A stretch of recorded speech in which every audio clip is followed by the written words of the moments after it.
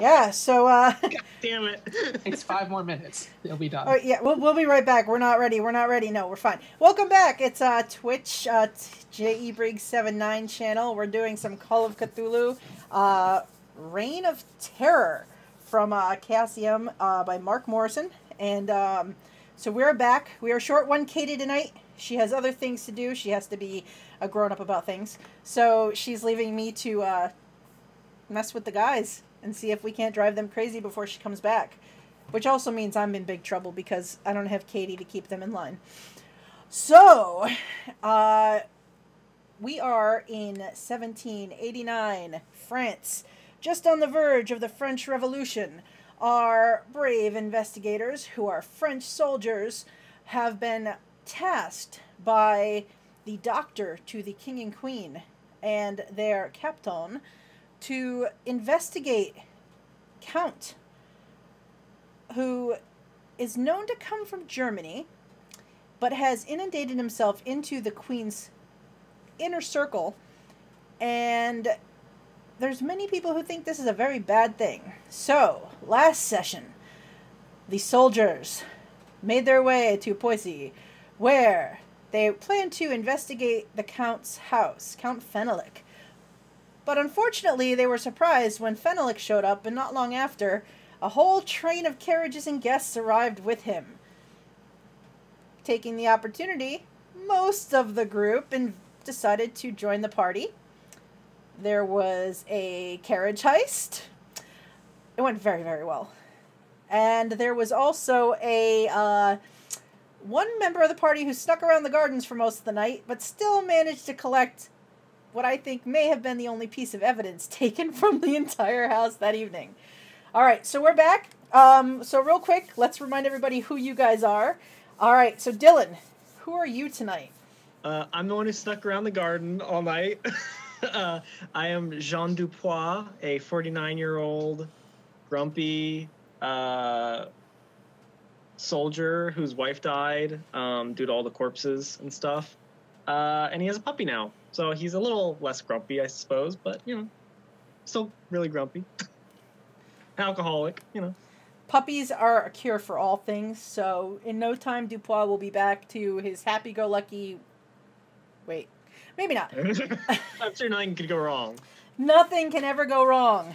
All right, so, Scott, bring us back. Who are you playing tonight? Hey, Scott here. Playing Christophe Pressi. Womanizer. Marksman. Heister of heists. You know, no big deal. And Jamey. Hi, I'm playing Etienne Babin, the ex-gunner who is missing a hand and is partially deaf, but seems to be the only one who can actually pass a listen check for some odd reason. And for those keeping track at home, last session there was one hand pun. There's going to be more. And along with this party, though run by me, they have their Sergeant Renault, who is a level-headed man. He knows his men and his company well, and he knows their strengths and their weaknesses very well. They also have Beaumains. He is a close friend of Hugel, and he's a very idealistic man, but also a true friend. And we have Katy's character, Joseph Hugel, who is that guy that can get you pretty much anything, provisions-wise or otherwise, within the army, and is responsible for keeping everyone out of trouble for the most part. So these guys are in big trouble. All right, so when we left off, you had all attended this party. It was quite the affair. There was much entertainment. Even the king and queen and the young, recently deceased prince made an appearance. Meanwhile, the party was ended what seemed prematurely when the short man dressed as the prince, the Dauphin, who had recently died, refused to play some selection of music that Count Fenelick really was excited to hear. The woman who was with him made excuses for her friend, and the Count angrily dismissed the party. But not before everyone was handed an invitation to his next soiree. You left the manse, headed outside with the rest of the crowd, noticed a very familiar carriage sort of inside the gate and off in the trees, missing one Jean Dupois, until you saw Dupois carrying what appeared to be a motionless woman in his arms as he ran through the tree line toward the carriage. And so we pick up. You guys have reached the carriage, and as Dupois gets closer, you see that he actually isn't carrying an unconscious woman. He's carrying a statue that the bottom is broken. It looks like it was broken off the base as he holds it. Hi, buddy. Is this time for heaving? Did you loot? It is evidence. As he turns it around and holds it, you note that it looks like it should be a statue of, like, the Virgin Mary holding the baby Jesus in her arms tenderly. But you get a closer look as the moonlight hits it, and you see that the woman has sharp teeth, and she's leaning over as if to just eat the baby. And immediately, especially Pressi, you look at this and you realize that this is completely against the church. That this would get anyone in trouble if the hierarchy of the church found out that someone had something like this. This is heresy. We? Dupois is gonna open the door of the carriage and just, like, carefully put it on the seat. You guys see the puppy crawls out of Dupois' shirt and jumps on the seat and sort of turns around a couple times and licks Dupois and then lays down. Little pat. If I can, maybe a blanket or cloth or something to cover the statue. That's a good idea. Sure, just roll me a spot check. Just a spot hidden, just to see if you can find something in the back of this carriage that would do. Oh, wow. All right, yep. So you quickly look around and you find a very nice blanket. It's a fleece. It's all just really nicely woven and like etchings, and you just sort of drop it over the top of the statue. Pressi tries to keep his distance, like, it's in the back, right? Yes. He'll try to stay near the front of the carriage. Okay. So Hugel looks around and motions for Dupois to get the horse onto the cobblestone and get the carriage moving. Because you are starting to notice that some of the people walking to their carriages that are further down toward the town are kind of giving you a little curious glance. Like, what's going on? Whatever. Okay. Do you want me to do a drive carriage Yes, check? I do. Oh, boy. Babin's going to go sit on the little back shelf again. All right, so as you climb on, Dupois excellently maneuvers like this horse from... You would almost think the carriage was going to be stuck, but it just pops it right out of the little rut it's in and takes it onto the road without any problems whatsoever. Told you know how to drive a carriage. He does indeed. So, you take the carriage. You still get a couple of looks from people as you ride past. A few of them actually look offended that your carriage was so close to the house, as theirs have had to be left so far away.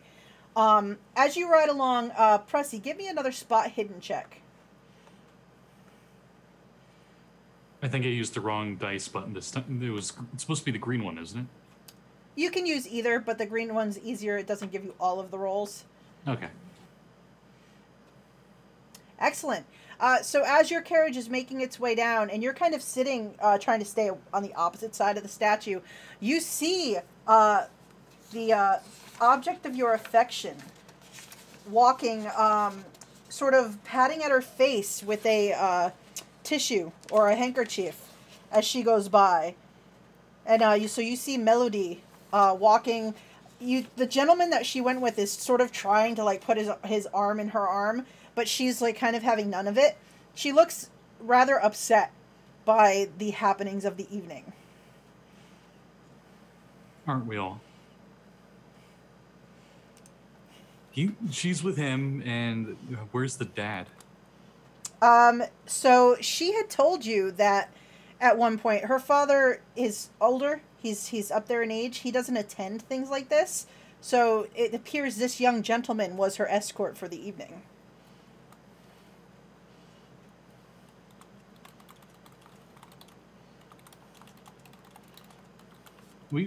As much as he would want to, we're going to just keep going. Okay. All right. So you ride down the road in the carriage. As you approach the town, you see two figures sort of standing off on the side of the road that you recognize as the Sergeant and Beaumains. And they're waiting for you all to come back. Because we just drive up and I go, bonjour. The Sergeant looks at you with, like, eyebrow raised. What the? Where did you get a carriage? What are you wearing? We probably should have changed. As my head pokes out and says that. Babin pokes his head around the carriage. Yeah, maybe we should have. We got evidence, sir. Where did you? That is fantastic news.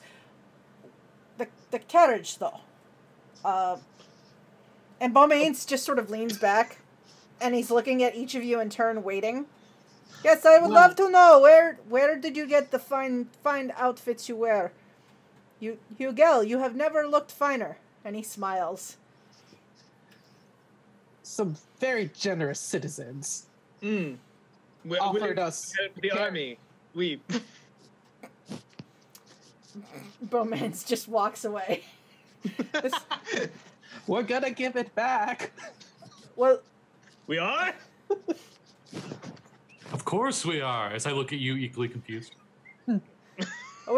we must get back to Versailles. We must go and talk to the Captain immediately.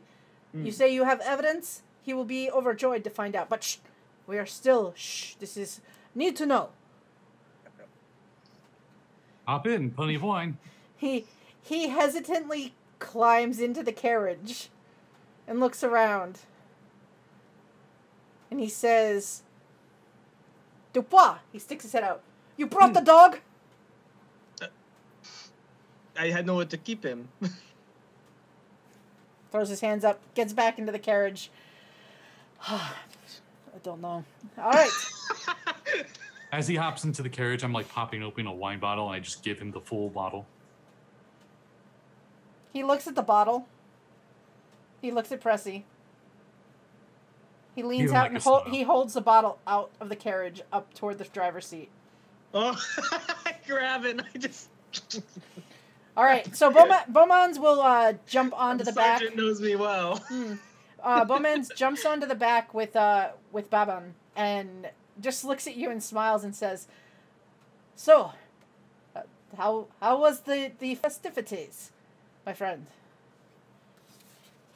Well, Festive? And I trying to be very calm and complacent. I try to give like a full report, and like probably having awkward like moments of pause when it gets to like the really nasty stuff. Like there was this priest at the entrance, like that kind of stuff. As you start to tell the story and explain the details a little bit at a time, and I'm sure everyone fills in their little bit here and there, and the carriage drives on into the darkness, you see like Babin and Beaumains are kind of on the back, but both can lean in on either side and listen. And just the expressions on the two gentlemen who were not with you just are shock. And the sergeant is like, "We must waste no time. This is worse than I thought. This man is one step away from our king. This is terrible." And he looks out and he's like, "Dupois, double time. Let's go." All right. So you make good time back to Versailles, but you get back. It's like early morning hours, like it's after 3 a.m, and the sergeant says, "Take yourselves to the barracks, get some rest, freshen up.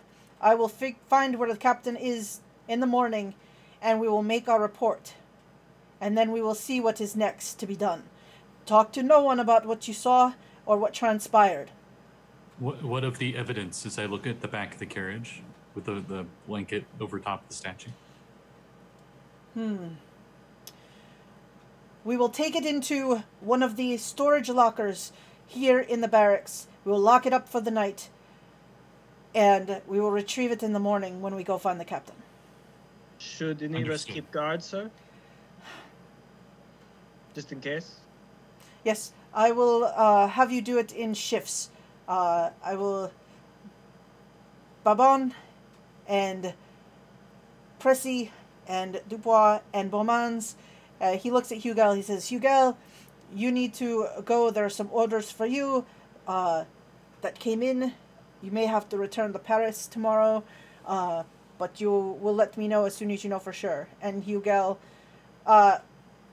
quickly finds a place, takes the uniform, and goes to change out of the evening's attire. Left, right, up, down, making sure nobody sees him, and disappears. Alright, so you guys set a watch and things like that for the night, and you actually have no problems overnight. No one disturbs you. You do hear the occasional conversation amongst the soldiers that are on duty and things like that, and the guard. It sounds like things in Paris are getting more and more like disturbed as far as riots over the cost of food and things like that, the lack of food for people, this push for this uprising of the different classes and like the lower class wanting to push to get representation, and it's just a lot is going on, though it seems the aristocrats are still just flipping about it. They don't care. So the next day, let's see.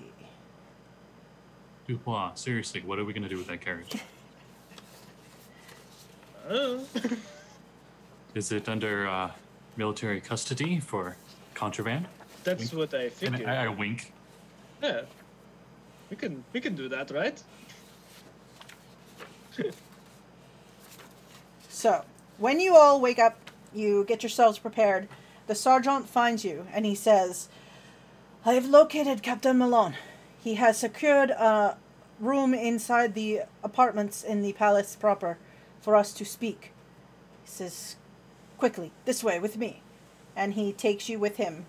And so you march through, and a lot of the aristocrats who stay here in the apartments and things like that, they're up and about, they're walking and meandering in the gardens, they're having a good time. Though you hear immediately that the king and queen left the day before. They've returned to Paris and are mourning the prince, and there's no word on when they're likely to come back. So everyone's just sort of milling about and doing their own thing for now. So you are taken inside and upstairs to a less opulent apartment than the doctor had. And waiting inside is Captain Malone. He his hat is sitting on a table nearby. When you walk in, he stands at attention. You all salute. He salutes you back. And I do my best salute because I have the statue. under the sheet, of course. Yes. No one else can see it, but the puppy is following along in your wake. Aww. As he can, he will take like little bits of his whatever rations of bread or whatever he gets and feeds it to the puppy. Every so often, I'm like, no, puppy, don't follow me. No, go back to the barracks. But it doesn't listen. When you talk to the puppy, he stops. He sits on his haunches and he like has his little tongue out, looking at you, head cocked sideways, and he seems like he's gonna listen. And then as soon as you start to walk away, he just starts following after you, happy-go-lucky. So, when you get inside, the captain says, so, Sergeant tells me that there is evidence against Count Fenelick. We. Dupois dramatically reveals the statue, and you see Captain Malone. He walks over, and he does a very, slow inspection of it, looking at it. And he looks at Dupois and he says, tell me exactly where you got this. There are gardens behind Count Fenelick's manor. He has a few statues, but this was the most concerning. to be sure. Let me see. What else did you witness at this Count's house? I looked at everybody else. If I may, sir. And then I just go into full detail. Definitely, Pressi probably finds the corpse statue priest guy the most disturbing at the beginning, probably more than anything else. So he probably As you goes probably should. a little more into detail on that than anything else. Seeing as he was dressed as the Pope. And Babin fills in any details, probably more like the paintings that were on the ceiling of the ballroom that were all like very graphic and all that stuff. Oh yeah. Besides Melody, was there anybody else? I think her name? No. What is her name? Jesus Christ. The girl Pressi likes. Besides her and her escort, was there anybody else at the party Pressi recognized? I don't think. There were other like aristos that all of you have seen, and some of them you know the names of and stuff. But they're all everyone at the party aside from you guys in disguise was part of the aristocracy. They were that upper class group. I definitely try to list off any names I know as well. Okay. And then after we're done telling the story, Babin's gonna pull out that invitation we all got at the end. Okay. And hold it out to the captain and say, as we were leaving, we were handed this. So we must return, and we didn't have a choice. So he takes a look at it and he says, he looks at you all. The Grand Carnival of Animals. Really? Saturday, June 13th, midnight. That is only a little over a week away. The statue is evidence enough. I'm sure the doctor would agree. Yes, I think so. All right. I've talked much with Regalt about if we could find the evidence and what we would do if we did. I am prepared to set aside a group of soldiers. We can have a unit as many as 50 men prepared for you. Since you have working knowledge of the Count's estate, and you are the ones that discovered this evidence for us, I think that your unit would be best to lead this group. My thought is that we could catch, with this new information about another soiree, if we could catch not just the Count with his sacrilegious statues and other things that he has, but other witnesses and other guilty parties who could bring evidence, it would go far to turn the tables and turn the eyes of the king and the queen against him. So yes, I think yes, you all, and he looks at the sergeant, you and your men have done well. So yes, you will plan this raid. Yes, let us figure that out then. I think, and he puts the invitation down. I think that this date, this party is our night. But what do you think? What shall we do? Seeing as you know the house, the area around it. What do you think? I pretty sure I'm not going to pick a swine outfit. This is fair. I am also ready to write you requisitions if you need arms, equipment. I could get you a cannon if you think a cannon would be necessary. Gunpowder if need be. A cannon may be a little excessive, sir. It would be cool, but yes, a little excessive. But it's greatly appreciated. And I don't know that we can fit 50 soldiers in our carriage. I don't know if they'd all fit in there. No, but if I elbow you in the side about the carriage. Oh. if we plan to do this the night of the party, if you think that is a good choice based on what you have already seen, we can perhaps bring the forces in. What is the lay of the land around this mansion? Is there adequate area to hide a force as large as 50? There are woods all They're around. spread out around the perimeter. I think Pressi had a good enough observation when he was sitting there, kind of being your guys' watch. He probably gives a pretty good lay of the land. Okay. Yeah. So you discuss how the small town is down at the bottom of the hill. Actually, to get to Fenelix, you have to go up the long cobblestones to get there.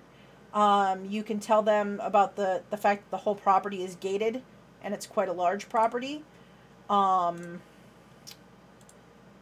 do tell them that there are woods like inside of the wall as well, Okay. and I use those to sneak around the perimeter. See, that is good information, Dupois. Very good, very good. Yes, indeed. Let's see. What else? What else?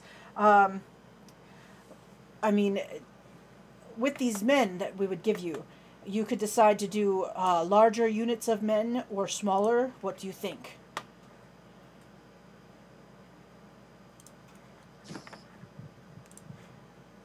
If we are considering a blockade, possibly smaller units, just so they'd be more spread out, less of gaps in between. Less opportunities for someone to dispose of evidence or some such. True, Exactly. true. Or if somebody tries to run.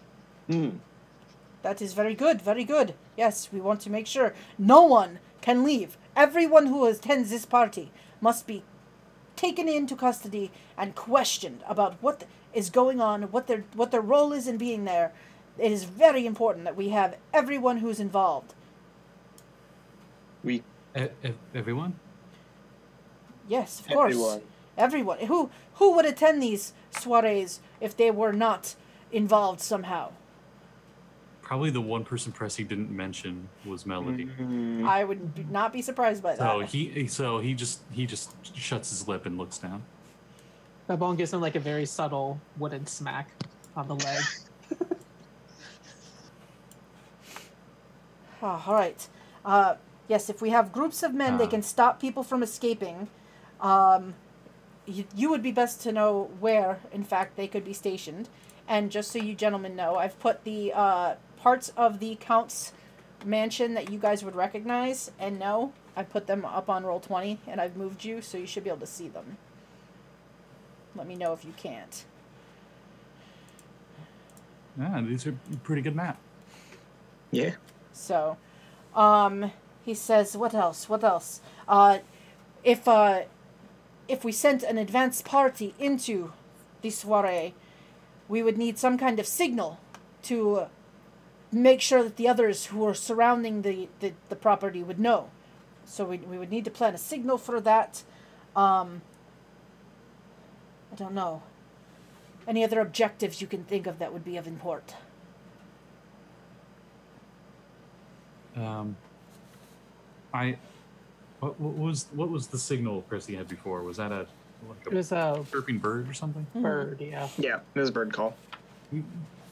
Most likely would reference that again. It was the whistle one that I can't actually do, but Pressi can do flawlessly. So he is looking at you, especially those of you that saw the inside, of the mansion, as you are the leaders of this raid. This is yours to plan and prepare. Should obviously cover all the windows. Especially in the kitchen and dining room areas. I was gonna say Dupois tells you about the side door to the kitchen that he passed. And there's probably a door. There's a door at the garden too, right? There was the kitchen door that Dupois saw. There at the back of the house was the coach carriage barn. I see. And then the main door was the front grand foyer entrance. Okay. Then I'll just tell him about the kitchen door. You can cover pretty much the kitchen door and the coach at the same place. So. Pressi kind of seems a little enthusiastic about this, and he seems to take this taking in charge to heart, and he's like actually trying to he's being very serious about this. The captain says, "You have a number of days to plan this properly. We know when he will next be preparing. If we ready ourselves and are in the area the evening of this soiree, we can take them all. For the king. Yes, we must protect him. These are my instructions from now till then.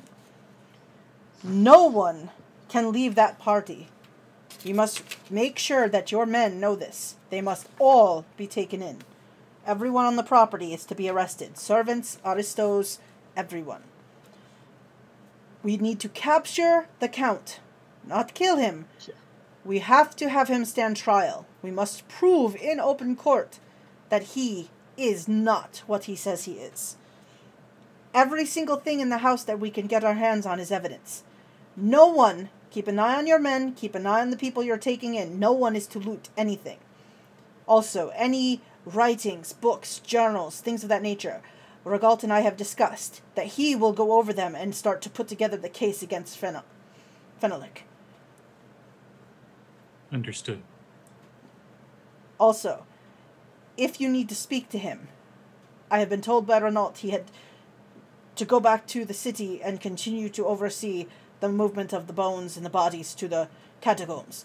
But I can send a messenger and bring him here if you need to speak to him, if you think he can be of any assistance in your planning. I leave that up to you. He does have a much more intimate knowledge of this Count, as he has been part of the court and has seen him interact with the aristocrats. Then obviously we should have a word from this gentleman. I will send for a messenger and I will have him come out. He should be able to be here by tomorrow. Unless you want to go back to the city and meet him there. That is also a possibility. That could work. Sorry, the cat was messing with the furniture. How did the cat get inside? I don't know. Go, shoot, pussycat. The dog chases the cat. I was just saying,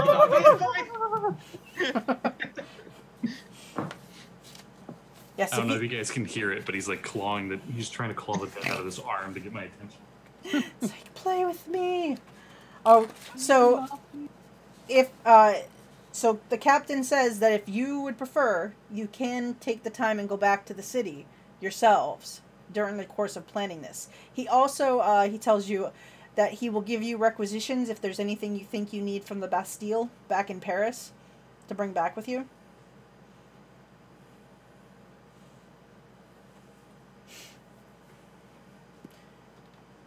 it'd probably be best to go back to Paris, I'm thinking. I'm trying to think. But what would we need? Yeah, I'm trying to think about that. I mean, Like- there's a lot of things we could use, but not in this era. Not in this era. Yeah. I'm thinking like, oh man, like Wiretapping a good scoped rifle might be good, and I'm like, oh wait. Or like a camera. Yeah. Camera. Right. If If anybody had a camera, we could have just taken pictures of everything. Yeah. do we already have like binoculars or telescopes or anything like that? No, yeah. A spyglass? Yeah. You could find one probably amongst the So that'd barracks be- somewhere.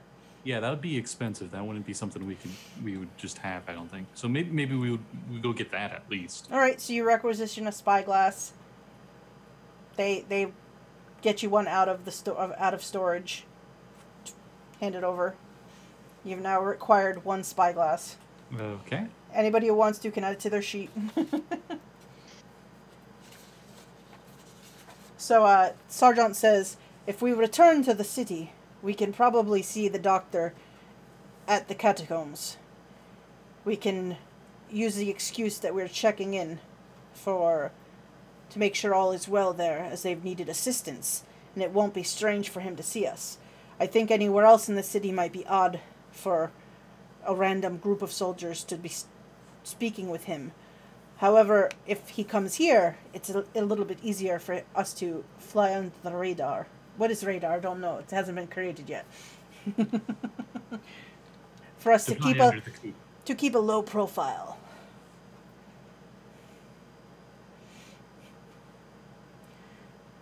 I leave it as a group decision. This is something that this can make or break our careers. If this goes badly and the Count is justified and he is not found guilty, we are all in very serious trouble for going against someone so highly regarded by the Queen. So this is not a decision just for one man. I would probably get manticles, you know? Manacles, so you... I mean, I'm not sure if that would just be in general with the 50 soldiers we're getting with us, because, I mean, we're supposed to be taking everybody, so I think all of them will be cuffed and chained. All right, so as you guys have gone to the barracks and you're sort of discussing, without discussing what you're doing, like the things you need, you sort of go through and you see, like, Pressi notices a spyglass in a back corner. He's like, oh, we could use one of those. And then you walk by and there's, like, all these manacles kind of, like, set aside, and you're like... Ooh, fuzzy. Oh, add those to the requisition as well. I don't know how these got under my bed. I don't know. You see this really nice cannon sitting off to one side. It's really nice. I mean... Perhaps we find a one-handed manacle. Hey, do you think you could handle the cannon?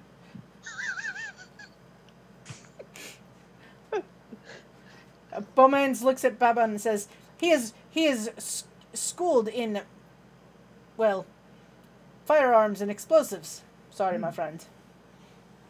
Don't worry. As you can see. No worries. We'll give you a hand. Ah. So, so you guys can kind of figure out, if you think of something else that you would have wanted, we can say that you requisitioned it and stuff like that. Are you going to take the 50 soldiers along for this? Yeah. Okay. I mean, wait. You guys look like you're debating that. Why debate? Because my thought is a lot of soldiers, and this is a small town, so like people are gonna notice. It's true. All these soldiers showing up, unless we somehow like spread out and everyone approaches the town from a different way. Well, and I will say, you did notice going into the town that the town is bordered by a large forest. Oh, okay. So yeah, that was my main concern. Was like, here are 50 soldiers marching down the road. Yeah, if we can like disguise our numbers through the forest, that's not that big a deal then. Maybe we can like break the 50 up and like small sections. Say this group go, and then like wait an hour, then send the other one, just to kind of stagger it. I would think, since Pressi wants to be one of these commanders in the army, he's probably thought of like battle tactics before, and I'm just thinking like the small numbers just so they could keep a good surrounding border as it just slowly closes in, almost like barricading the town, but maybe shrink it even further and they barricade the mansion specifically and the woods around it, because he might have like a hidden way underneath that goes out into the woods or something. If he goes into the catacombs, well, it doesn't matter how many soldiers you have. I don't think the catacombs are there though, right? No, this is no. He is in the small town of Poissy, which is it's outside. It's outside of Paris. It's like I think it's north of Versailles, and Versailles was hours ride outside of Paris itself. So yeah, it's literally just a very small town in the outlying part of in France. So and you know probably what? has a cellar and stuff though, so it's a good thought. You might have a passage. You know what? This would cost the amount of men we could have per squad. But maybe we should bring the cannon. I don't see any reason to need it yet. But the battlefield always changes. You never know.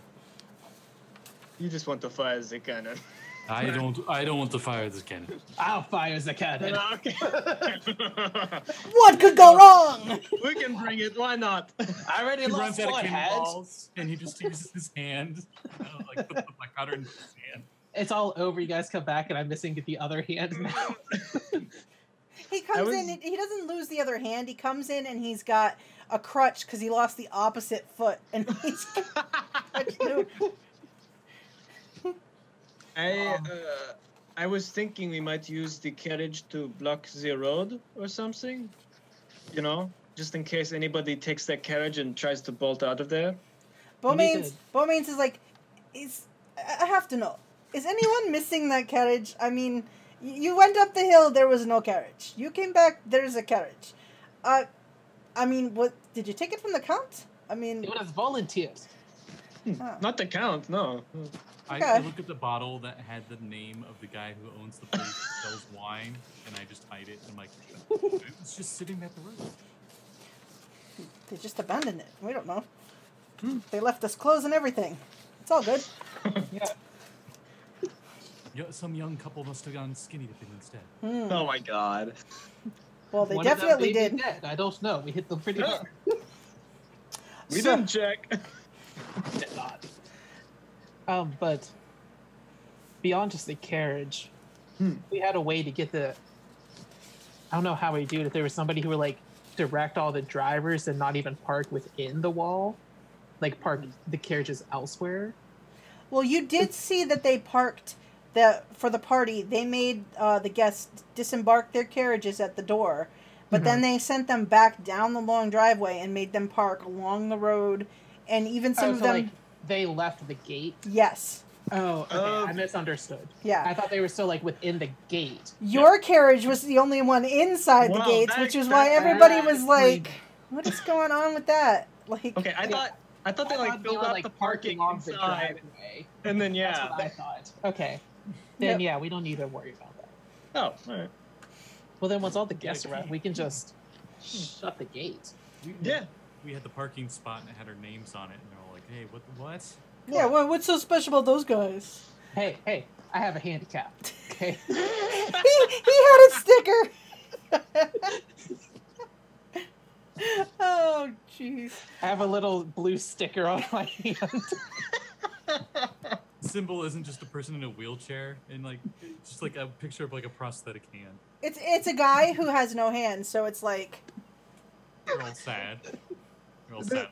The stick figures don't have hands anyway, so it just looks like a normal stick figure. you know, they tried. The artist, Well, he there's didn't like know. a little dot by the feet to symbolize the hand that fell off.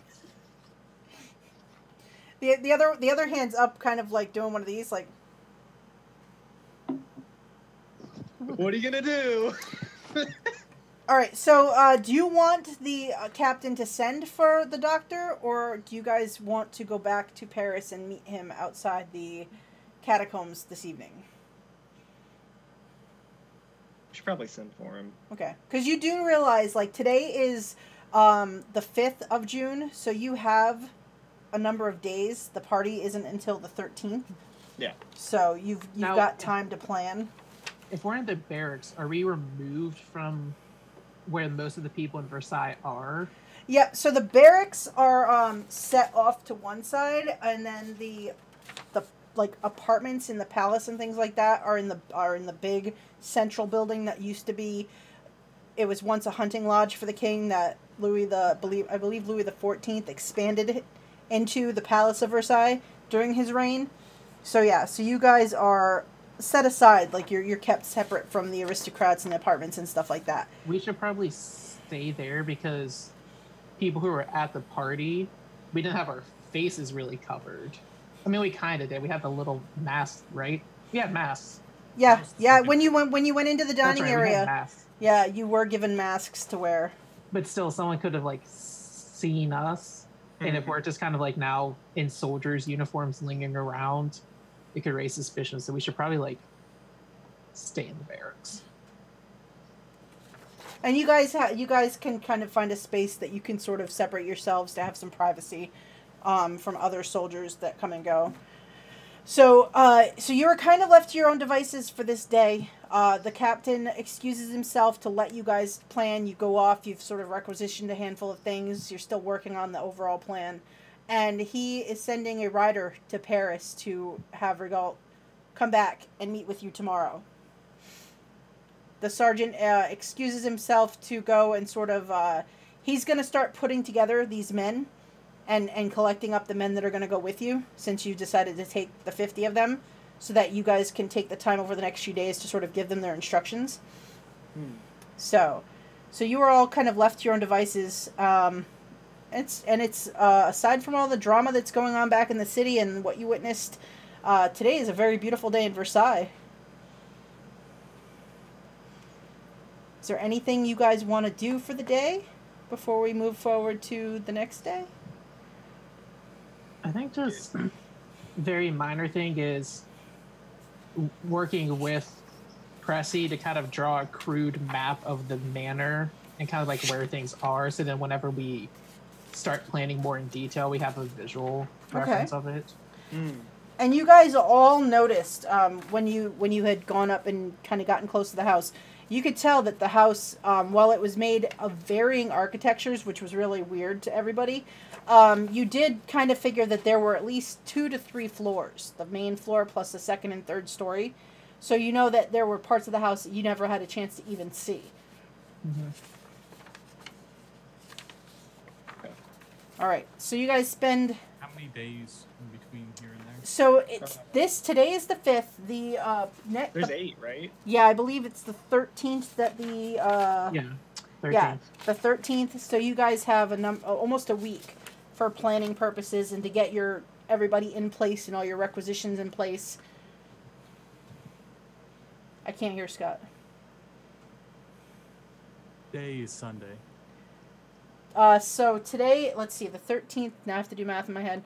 The 13th is a Saturday, so that means today is Saturday, so Sunday is the 6th. Right? I did the math right? Something like that. Or yeah. something. Yeah, it's the 5th today, so...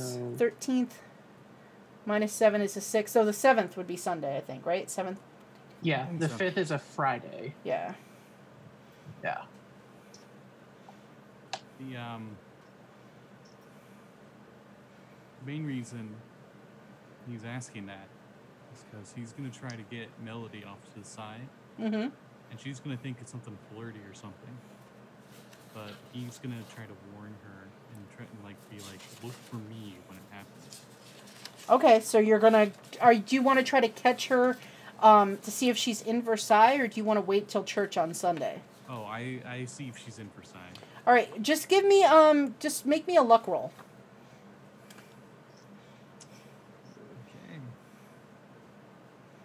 Okay. Excellent. So as you're doing your planning, Pressi is partially distracted as he's keeping an eye out, and he is rewarded later in the day. You do see Melody and her father amongst the garden again, sort of strolling about, looking at the fountains, looking at the big, man-made pond that they have on the property, and just appreciating the flowers and things like that. So you see them just sort of moving about comfortably with each other. What would you like to do? There goes the cat.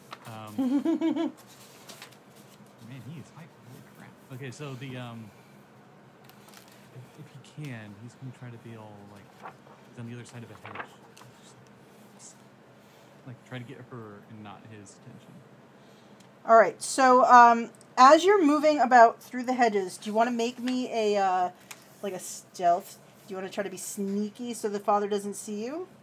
Or does she have a railing up above that she's at, and I can be down below, and she's like, "Where art thou?"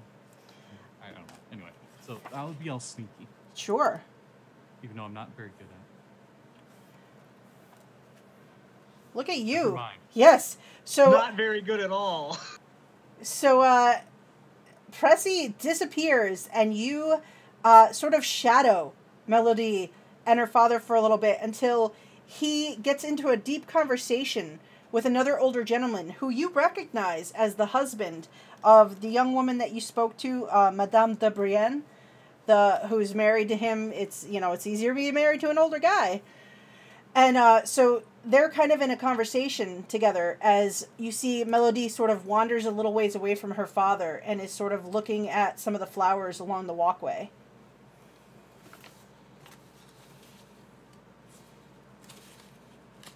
He's probably gonna try to surprise her by just all of a sudden being beside her, and as she's looking at the flowers, and probably see something corny like, there is a flower prettier than these. And it's you, something like that, So when you pop out and you say that, she just kind of backs and smiles and sort of blushes and looks away, and she says, "You flatter me, sir." She says, and she sort of does a nice little curtsy. She goes, "I have missed you. It is not Sunday, though. You take quite a risk with my father being so close. It's kind of exciting." He gives a reassuring smile, but he does look around, trying to make sure that it's still good. I think he's like, "Yes, this is quite urgent. I don't have much time." In a rush, you're off to some soldier's duties, my sweet? Yes. Yes, my lord. But something very terrible is going to happen at the next party. What? She looks a little, like, blushed. She's like, party? What party?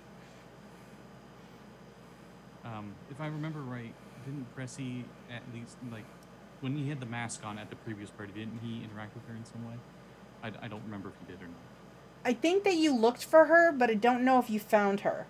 Oh yeah, no. You tried to find, really yeah, you tried to find her amongst the masked guests, but you weren't able to. She looks a little surprised. She looks around. Party? I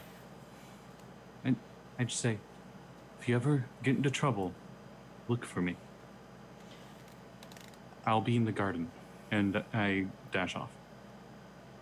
You see her just watch you, like, she looks almost forlorn, like maybe you forgot something when you dash away. Oh, I show her the invitation for just the briefest moment, and then I leave. She says, "Be careful." And then she sort of turns back. And she kind of watches, like, over her shoulder as you dash away. She still has that look like maybe you forgot something. I stop, turn around, obviously go in for the kiss.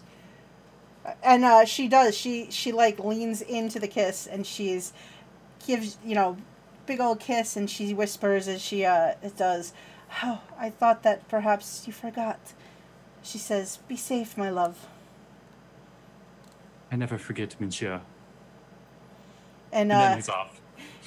Yep. So, and you can just see as you are dashing away, the blush is like deeper, but she seems a little more at ease now that you've left her with that. She feels safer knowing that you will be close. So, the rest of you are busy when you notice that Pressi vanished. And he may be just showing back up as you start to realize he's been gone. There's like a hedge leaf in my hair. I thought we decided to try and stay hidden. I did. There's just a small hint of like probably rouge. like still like a clear lipstick like smack on the face. Staying hidden very well, I see. Beaumains says, "Oh, are you getting yourself in trouble with Hugel off to Paris to bring back the doctor?"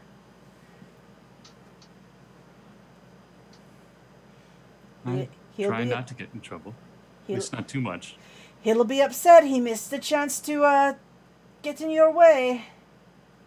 Also, oh, what a shame. Can I just point out, since Katy's not here, all of the rolls have been successes.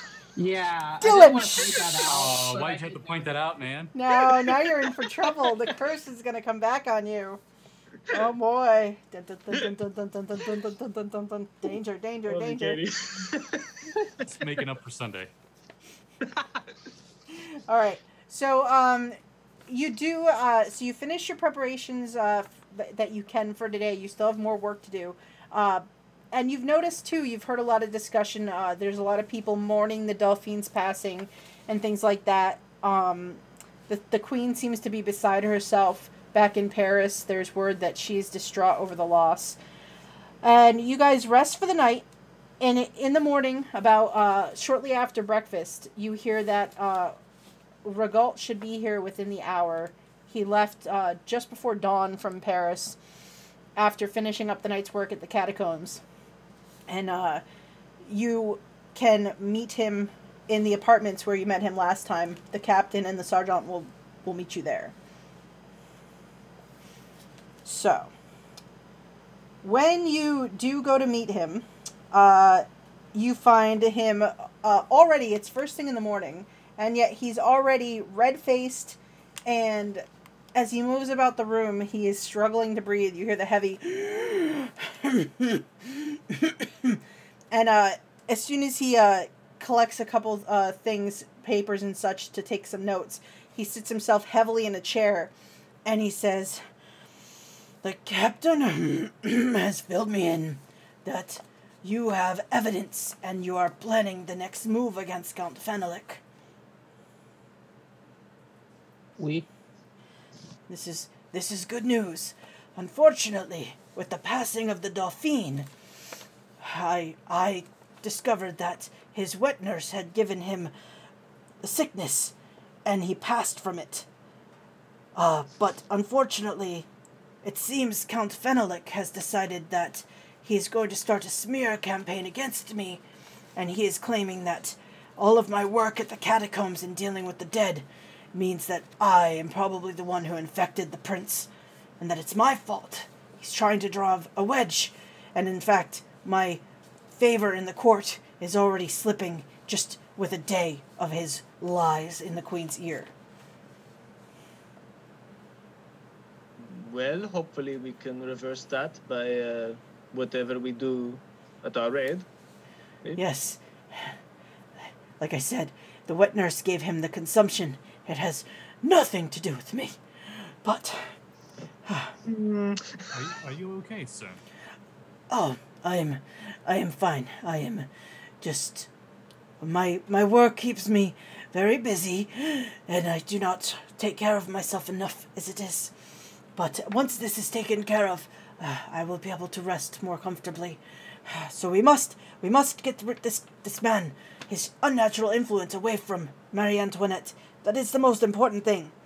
He is not fit to stand at her side and whisper to her. But you must be careful. This man has fought duels to the death with men bigger than him, more physical prowess, skill, yet he has felled everyone he has faced in such duels. He is not to be taken lightly, I will tell you that. Dangerous is a word I would use. Deadly also. I thought you were going to say it was his middle name. No. But do not underestimate him. Middle name? Yes. It is his Christian name. Ah. Dangerous. Also, not long back, at one of the dinners hosted by their Royal Majesties, Fenelic, he had a strong reaction to something in the food. It rendered him, I would say, insensible for several minutes. I've never seen him attend a dinner since then. It seemed to bother him. I was able to speak to the cooks, and I obtained what I believe is the ingredients that were used within the dinner that night. I had them powdered, and I have kept them, and he pulls out a vial. I've kept them to try to figure out what it might be that so affected the man. It could be used as quite a weapon against someone like him. Maybe if you used it against him again, it could incapacitate him when you take him for a rest. And he holds up the container so you can get a closer look at it if you want to. Babin will take a closer look. So you take it, and it's like powder. There's like a bunch of powder inside. Is it just one vial? Yeah, he's got like one container of this. What did you powder?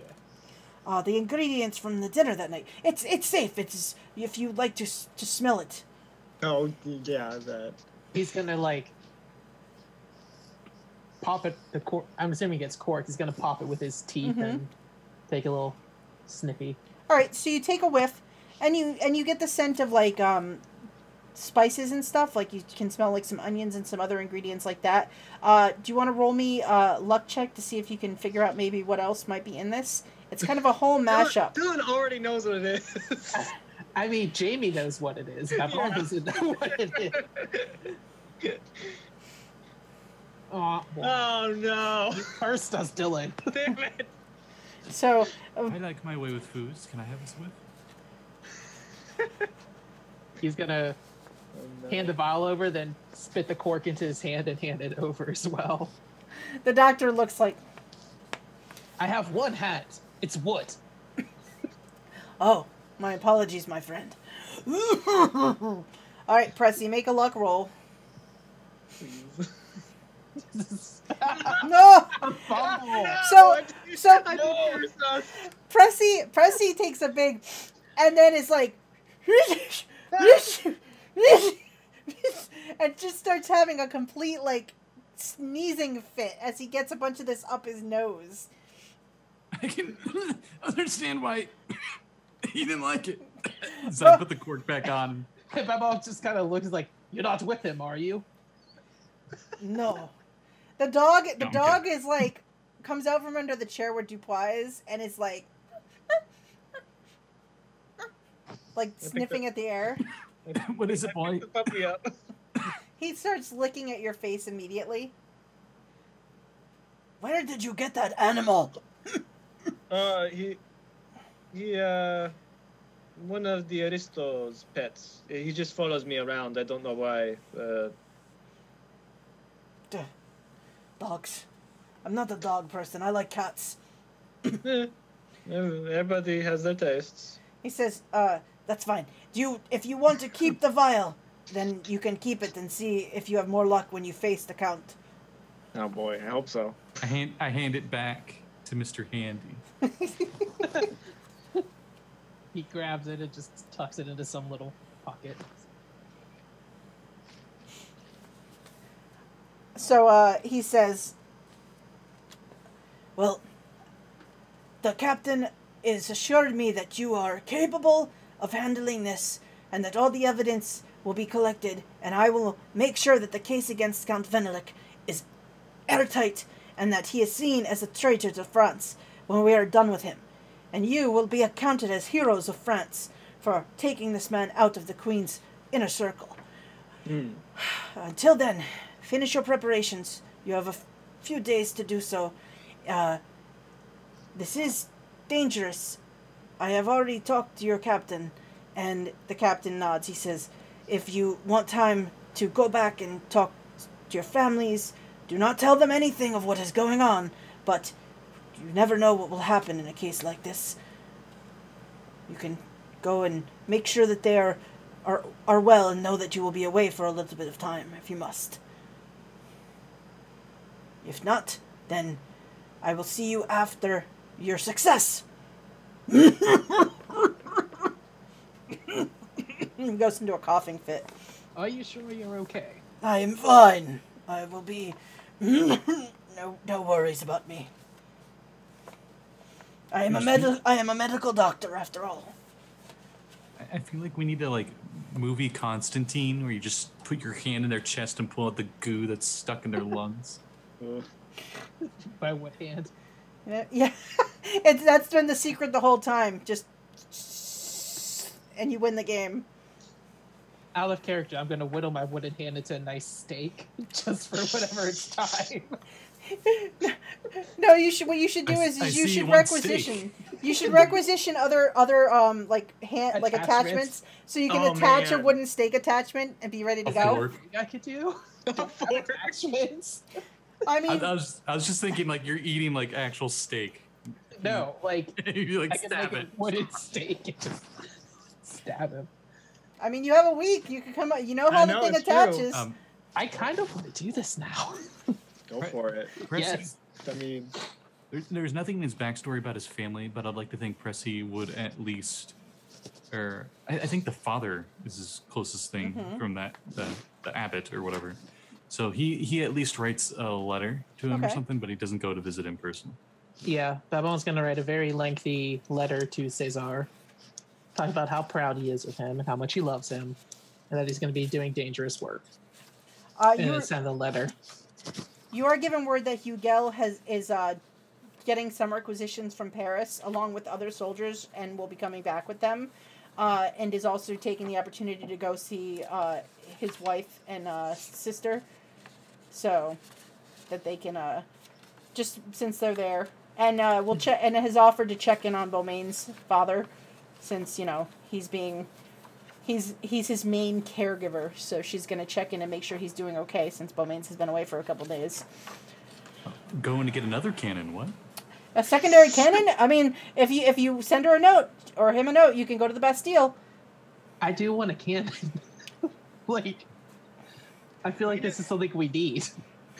We can attack from all sides. All sides, exactly. We just have cannons everywhere. Now, I will say, out of character, you There are a lot of you windows. do remember that there was a wall that surrounded the whole of the Oh, I area. know. It would get. I know. That's what I'm kind of thinking. We're not forgetting. For. Yeah, we know. Like, get a hole in the wall. That's actually why I suggested maybe we should. Also because Jeanette's kind of like, and there's this shiny cannon right here. Nothing can go Cannon. wrong. Nothing can go wrong if they bring a cannon. Nothing. I mean, we could just shoot it straight at the house and just. Exactly. Eliminate We don't the have to make any problem. sanity checks or anything. Charge! All right, so I think the sanity check would be the bloodlust you'd get. Oh, that's true. Babin already has the bloodlust. that's fair. Dupois doesn't have any family, but hearing the doctor cough and stuff from probably handling the bodies, let's be honest, since that's how his wife ended up dying, it's probably brought up some memories he's kind of tried holding down. So a lot of this week, he's just drunk out of his fucking mind, just drinking his sorrows away, you know. The one thing that Dupois is probably surprised to find is that no matter how much he drinks, the bottles that he should be collecting are disappearing. Until one morning when he wakes up, one of the mornings he wakes up and is a little hungover, he sees the puppy running off with the bottles into the garden. So you're not sure where they're ending up, but the puppy seems to be disposing of the evidence on his own. That is a winged man. Yeah, good puppy. So let me ask this question. Now you've had the puppy for a handful of days. Yeah. Do you What's his name name? him anything? Bonaparte. I thought about it before this game. I was thinking handlet.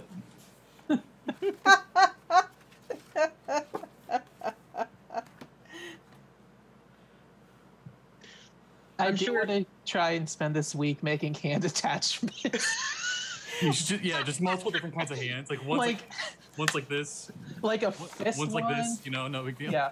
Like So- my normal hand, the fist hand, a middle finger hand. 2 fingers stuck out so you can like poke someone in the eyes. If things go badly, you have this hand. If things, so you can, as you're And going then like down. a wooden. I want to have a wooden stake, but I know that's out of character, so I'm not going to do it. But I'm just like, I want it. I mean, the middle finger one could probably, That's true. with enough force. That's if we need to, you can just like cut it a little bit and just middle finger of death. A steak, just having like a steak knife one would probably be feasible. More than a steak, So- like a wooden steak. Do me a favor and just roll me just a mechanical like repair check. Like we're gonna use that as like your skill with like manipulating and creating these things. And I'm like, He designs it so it has gripping action, and it just takes like this metal chalice and it's like groovy. Groovy. Exactly. no, I failed. All right, so but I don't have enough- so you were trying to make the one with the middle finger, but the finger looks really odd and like has a sharper edge to it, so it doesn't look natural. So like you kind of are like, this one's no good, and you stick it in your bag and just sort of set it off. Like, nah, what am I ever going to use that for? Yes.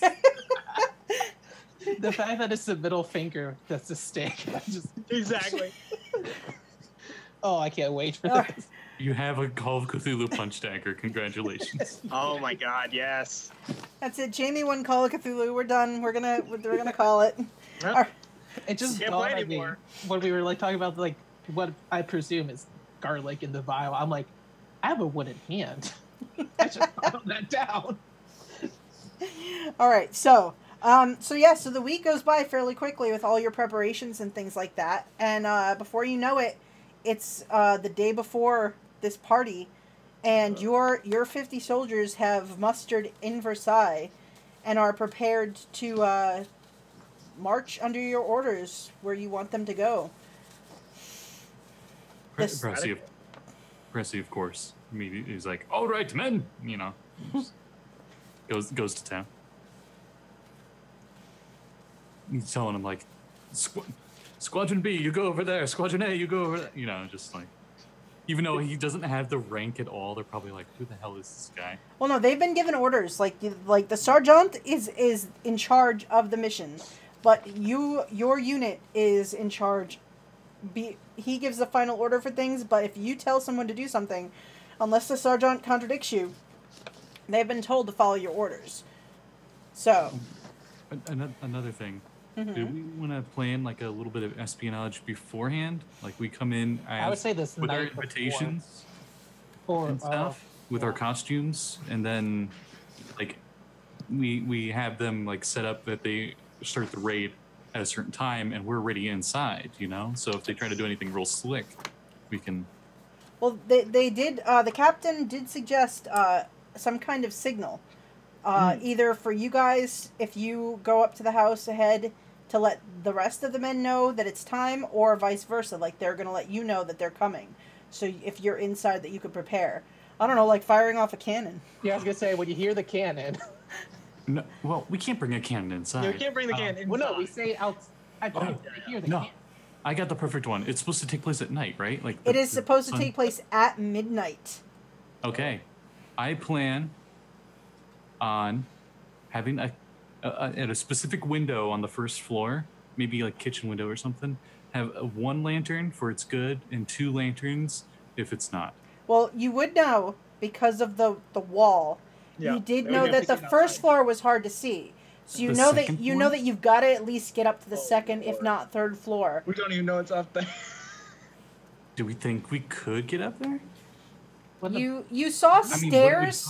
see? You saw Yeah. stairs toward, like, when you were moving between the dining room and the dance and the ballroom and the main hall. Like, there was stairs in the back hallway, like when they the men led that man that got whipped, the one that was dressed like Marie Antoinette, and they led him out.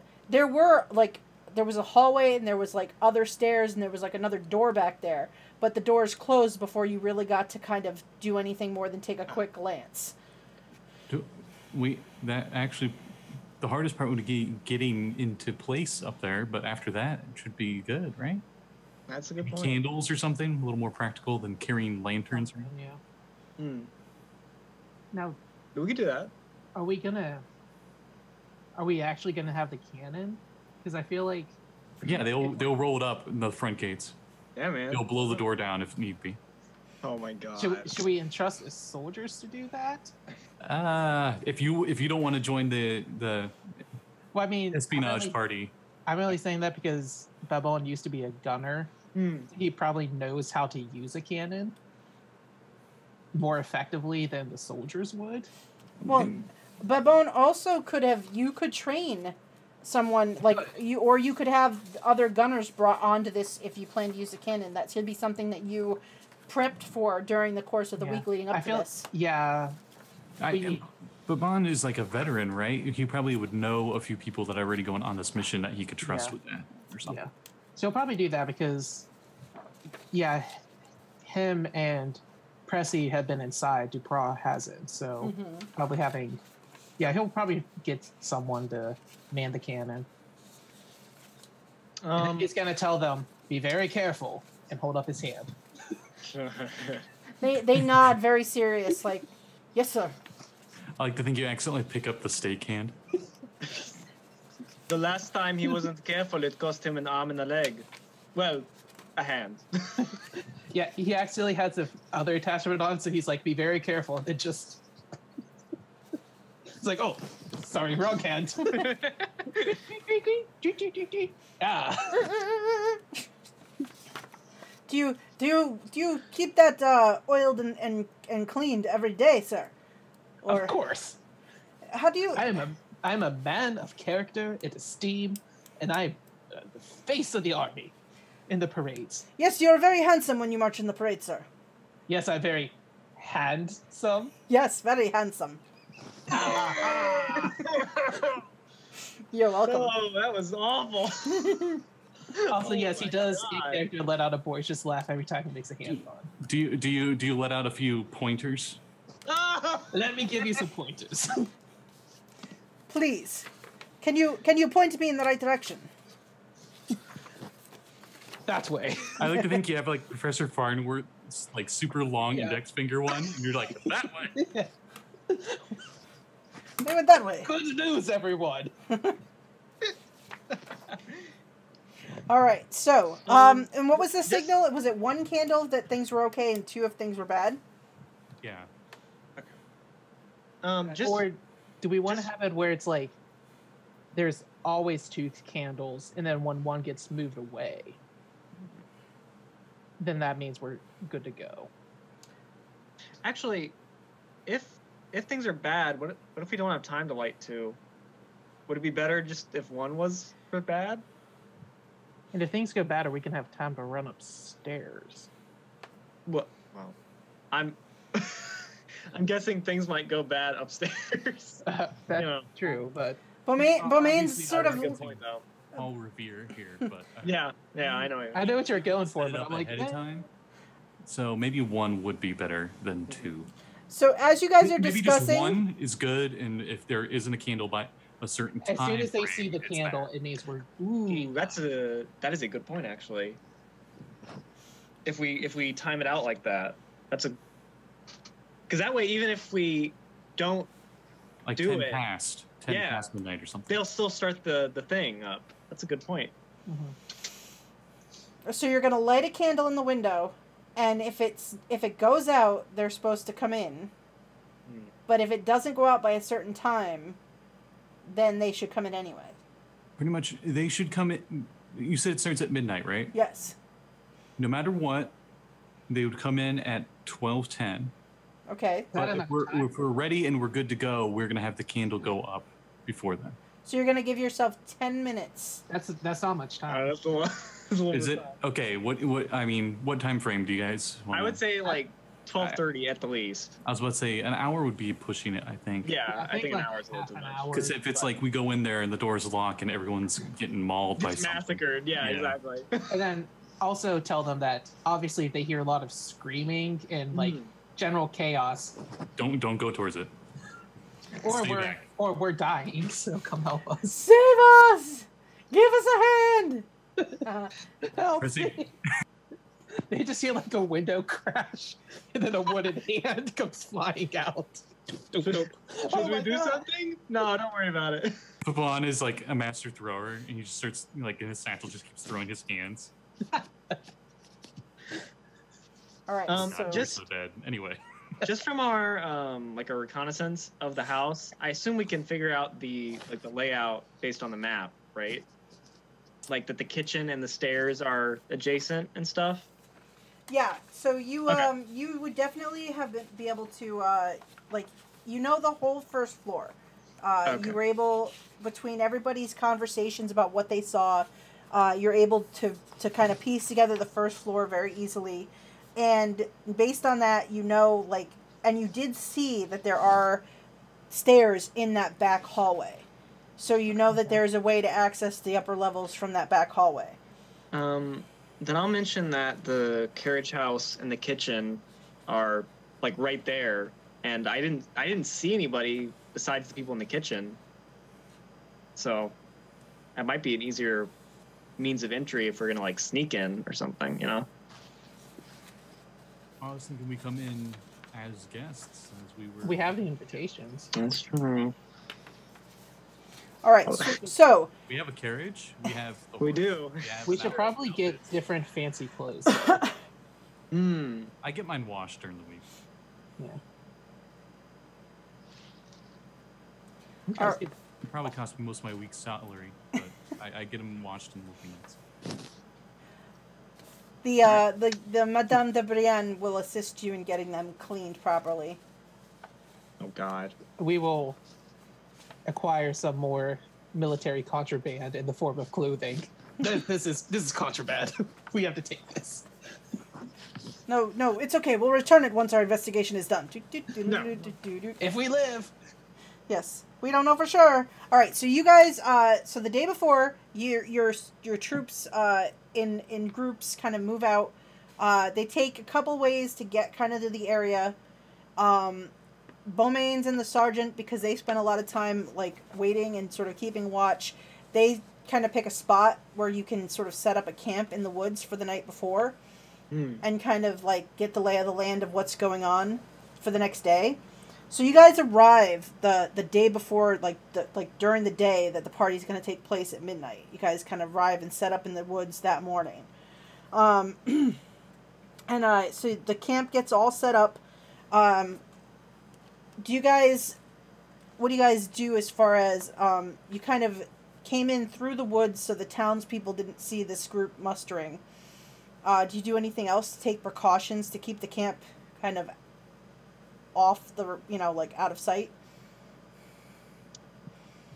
I assume we probably put up some brush and stuff. Okay. To, like sort of hide the tents. Make sure no cooking fires are like in sight from the road or anything, because that would be really bad.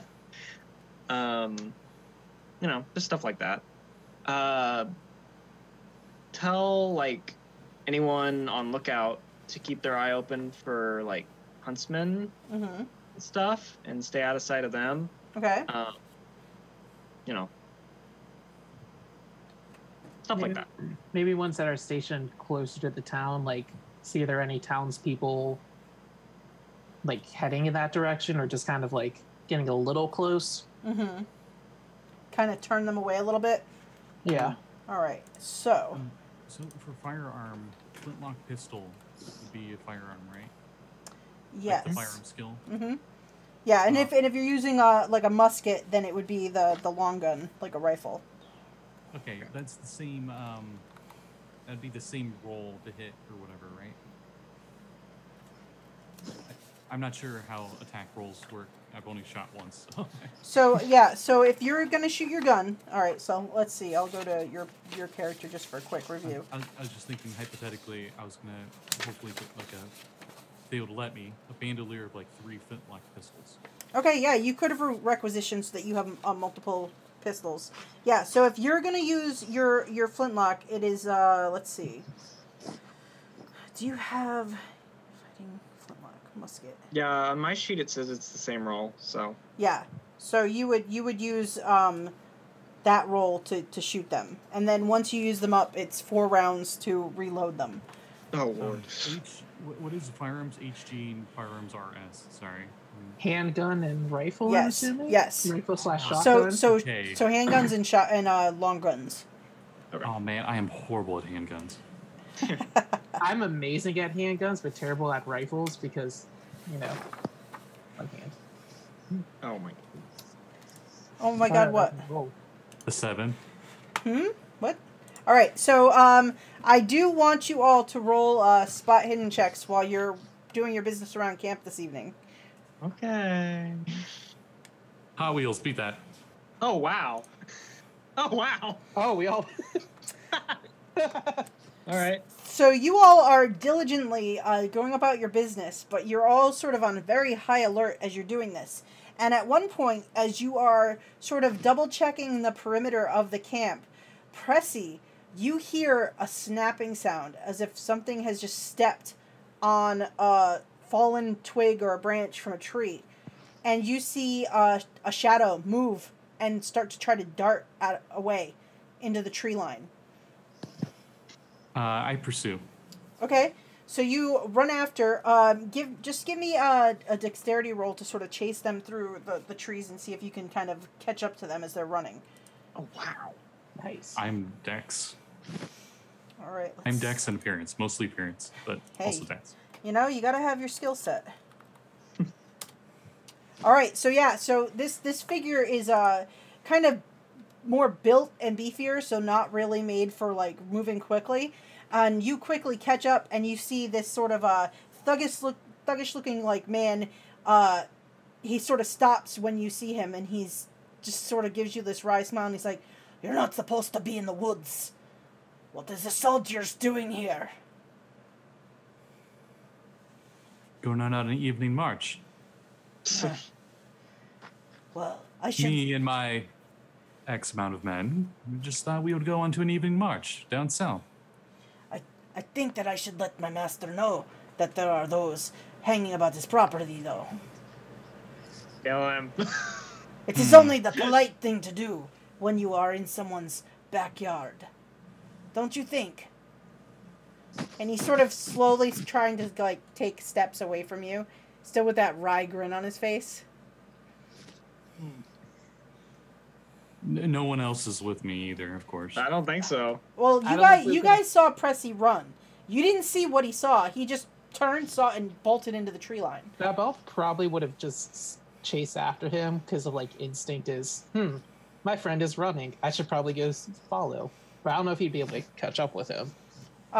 So you run after him. Bonaparte definitely chases after him. So Bonaparte is able to... I try to... I don't Blown apart. try to attack him physically, but I do try to keep a conversation going to stall time. Do you want to fast talk him? Jamey, Yeah. no. I'm sorry, it was right No. I don't know. I think you're getting a little too handy with these jokes. It wasn't a hand joke. It wasn't. That's true. Oh, I Even thought I heard worse. something about fist or something. No. He said, oh no, bone apart. I said more like blown apart. Oh, jeez, no! You know what? Seeing the puppy go, Dupois would probably go too. Like, seeing Pressi go, he's just like, oh, there goes that fucking idiot again. He probably saw a lady in the woods. But puppy, on the other hand, you know.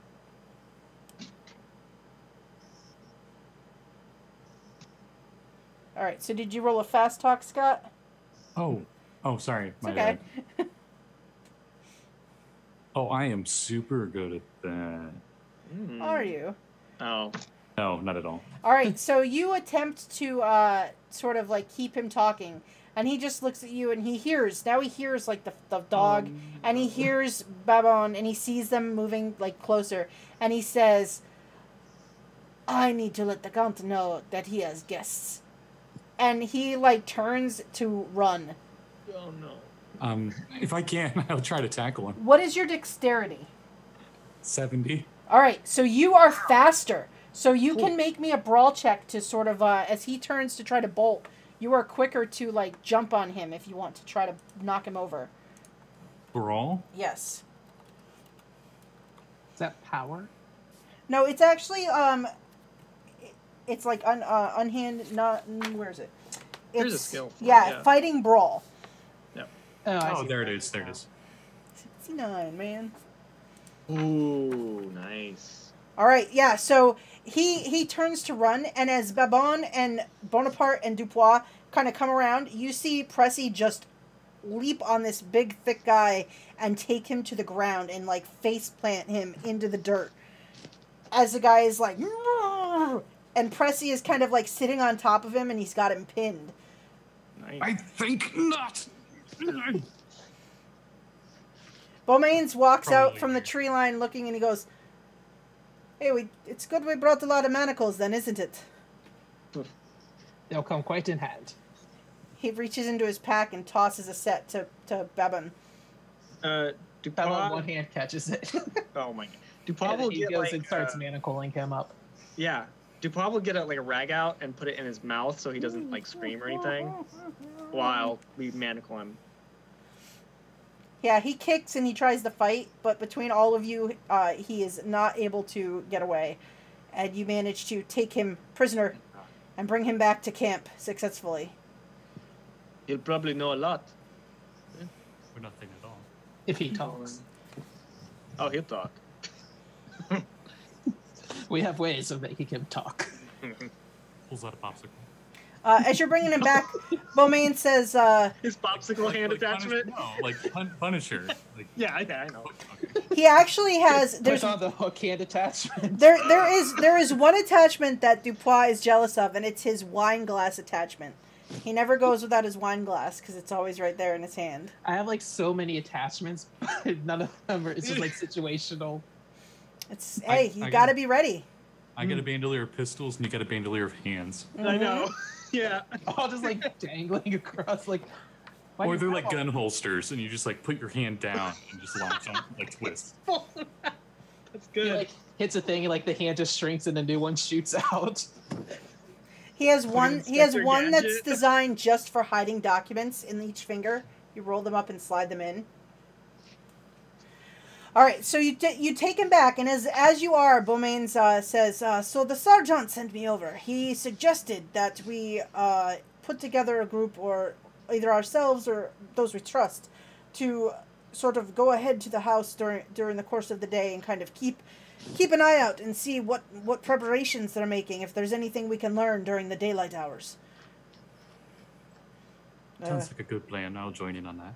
Yes, he said if you three feel up to it, since you're most familiar, you should go. But we can always, and he pats the guy on the cheek, we can always talk to him before you go and see if there's any surprises. It's a good question. I have one. He's not so handsome, though, is he? Pressi, definitely. You're much more of a looker than him. I can see why you were able to take him down, no problem. Babin is a how appearances help with brawling, but he's like, yeah. Babin is offended because he's also very handsome. He sees your look, he pats you on the cheek and goes, Babin, you know, I care very much for you, my friend. You're a good-looking man. Thank you. You're like a fine wine. Dupois will, like, fall his fist and say, he'll be a lot less handsome if he does not talk. Oh, him? Yes. Dupois, you should sick the puppy on him. What do you say, Bonaparte? Bonaparte, like, barks happily and looks at him. I like to think he's so innocent, he'll just go up and start licking his face. Actually, no. He gets a whiff of the guy and he's like, He seems very put off. Hugel, it just, like, rips his throat out. Bonaparte, no! Make a sanity check. All right. Puppy lost its sanity check. No, I meant you guys for watching the puppy rip a guy's throat out. No. All right, so you take him kind of back. Do you bring him all the way back to camp, or do you want to take him aside before you get there? Let's take him, like, somewhere completely different from the camp. Like, I don't want to say, like, a complete opposite direction, just kind of lead him somewhere else so that if, for whatever reason, he gets away, he doesn't know exactly where the camp is. And also somewhere distant enough that, you know, we can strong-arm him, and they're not going to hear it at the estate, you know?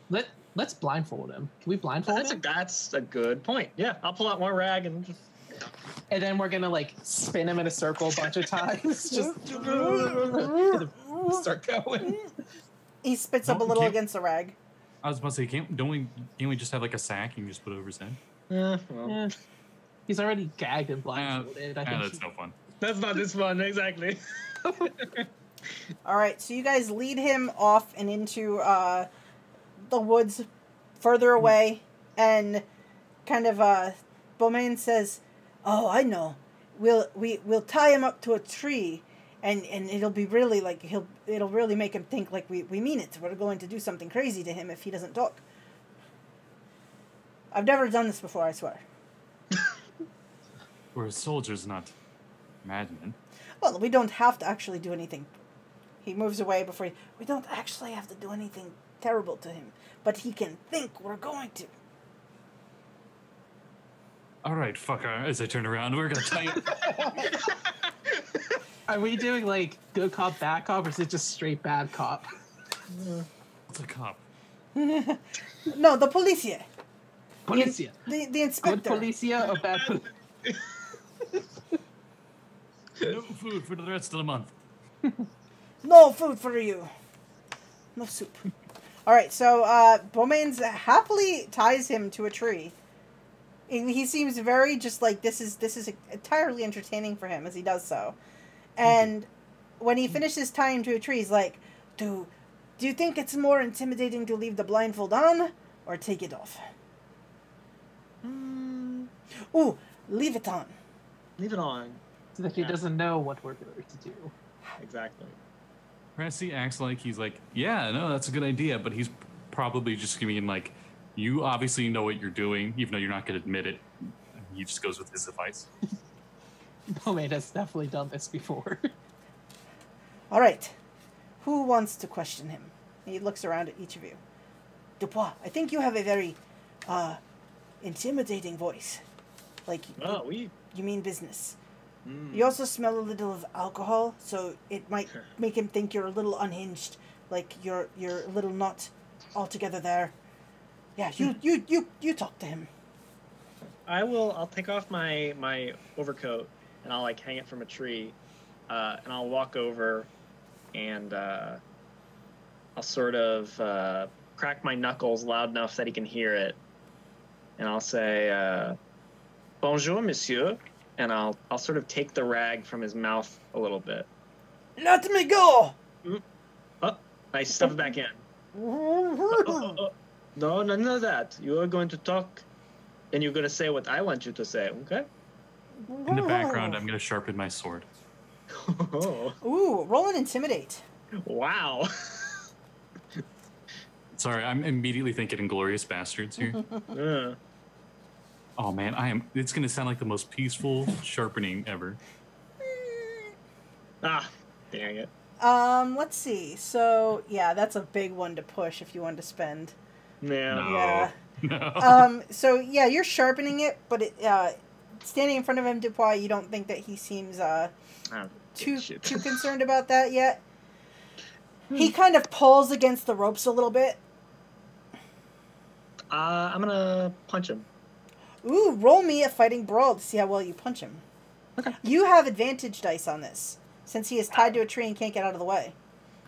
I don't even need him. All right. I swear, if you like crit fail, like If I crit.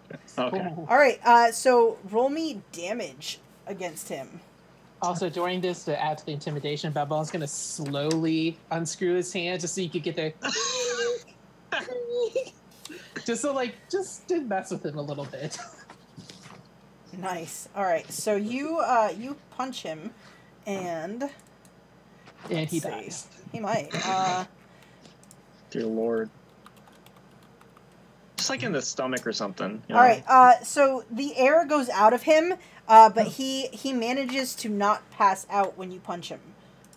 Okay. But he's he kind of spits the rag out when he does this, and he's like. I'll grab him by the chin, like by his cheeks while he's coughing, and I'll say, "No, I told you. None of that. You're going to talk." Make me an intimidate check with advantage now. Oh. Just the white dice? Yeah. Okay. Oh, nice. You had advantage. So, yeah. So, he, kind of, like, you can feel him, like, sort of, like, the bravado kind of leaves him a little bit. And, when he finishes coughing, he's like, "What do you want to know?" I'll turn to the others. Any questions? Beaumains is keeping watch around. And he looks at Dupois and he just gives you like a thumbs up, like, yeah. I give him the big smile and thumbs up. And then immediately. What are the plans for tonight? The Count is having guests. He asked me to keep an eye on things around the house until this evening. Then I'm to go home. Oh. Are there more of you? I'm supposed to patrol the woods. The Count has other footmen and servants that patrol the grounds. How many? You can still go home by the end of this. Oh, sure. Just say that you went through the woods and found nothing. Maybe you tripped and fell, and then went home. I'm not sure. The Count has a handful of servants who were. Now. What? That boss is gonna slowly drag the wooden hand across his chest. I don't think you understand the situation you're in. I got a splinter! What are you doing? There are more where that came from. Your master is going to be arrested tonight for treason. What do you mean? He's a favorite of the Queen. Not after tonight, he won't. He brags about it all the time. What other sort of surprises are going on tonight? I don't know. I know that I'm supposed to finish my rounds and to leave before the festivities take part. He sent some of the men away to go and get supplies for the party. They should be back within the hour or so. What supplies? I don't know. I was not part of his planning. I'm not allowed to be on the grounds when he has his soirees. What is it? The psychology that's like the pseudo insight check Yes, thing? yes, it is. Can I insight? I'm just gonna call it insight check because that's too out of habit. Yes, you can roll a psychology check on him. I'm not great at these, but that's a pretty big. Yeah. 27.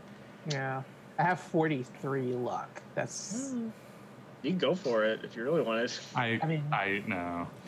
that would leave I me mean, 16 luck. I mean, the rest of your group can try to see what they think because you are all there together. Screw it. Why not? One of you be useful. I spend all my points. No, I'm kidding. I'll give it a try. Yeah, I think so. Let's see. Let's see what Beaumains thinks. All right, let's see here. Oh, this was. If it weren't so high, like I would be left with 16 luck if I used all my luck on this, but I almost want to because of this is some shady biz. A little bit. Oh man. We all suck. Yeah, so you guys all get the feeling like he's only kind of employed, like he says, to keep an eye on the grounds during the course of the day, but he tells you he has to be home, he has to be gone by the evening. He's never allowed to stay on property after nightfall. Then you won't be missed. Good. What? No, I told you what I know. Oh, Reg back in the mouth. And we all just like very slowly but quietly walk away. Not far, but just like enough that he thinks we abandoned him there. Beaumains will march forward after he starts to panic against the tree. He pulls out another like piece of rag and ties the one around his mouth. And he looks back. He's like, "Now he won't talk. We'll get them tomorrow."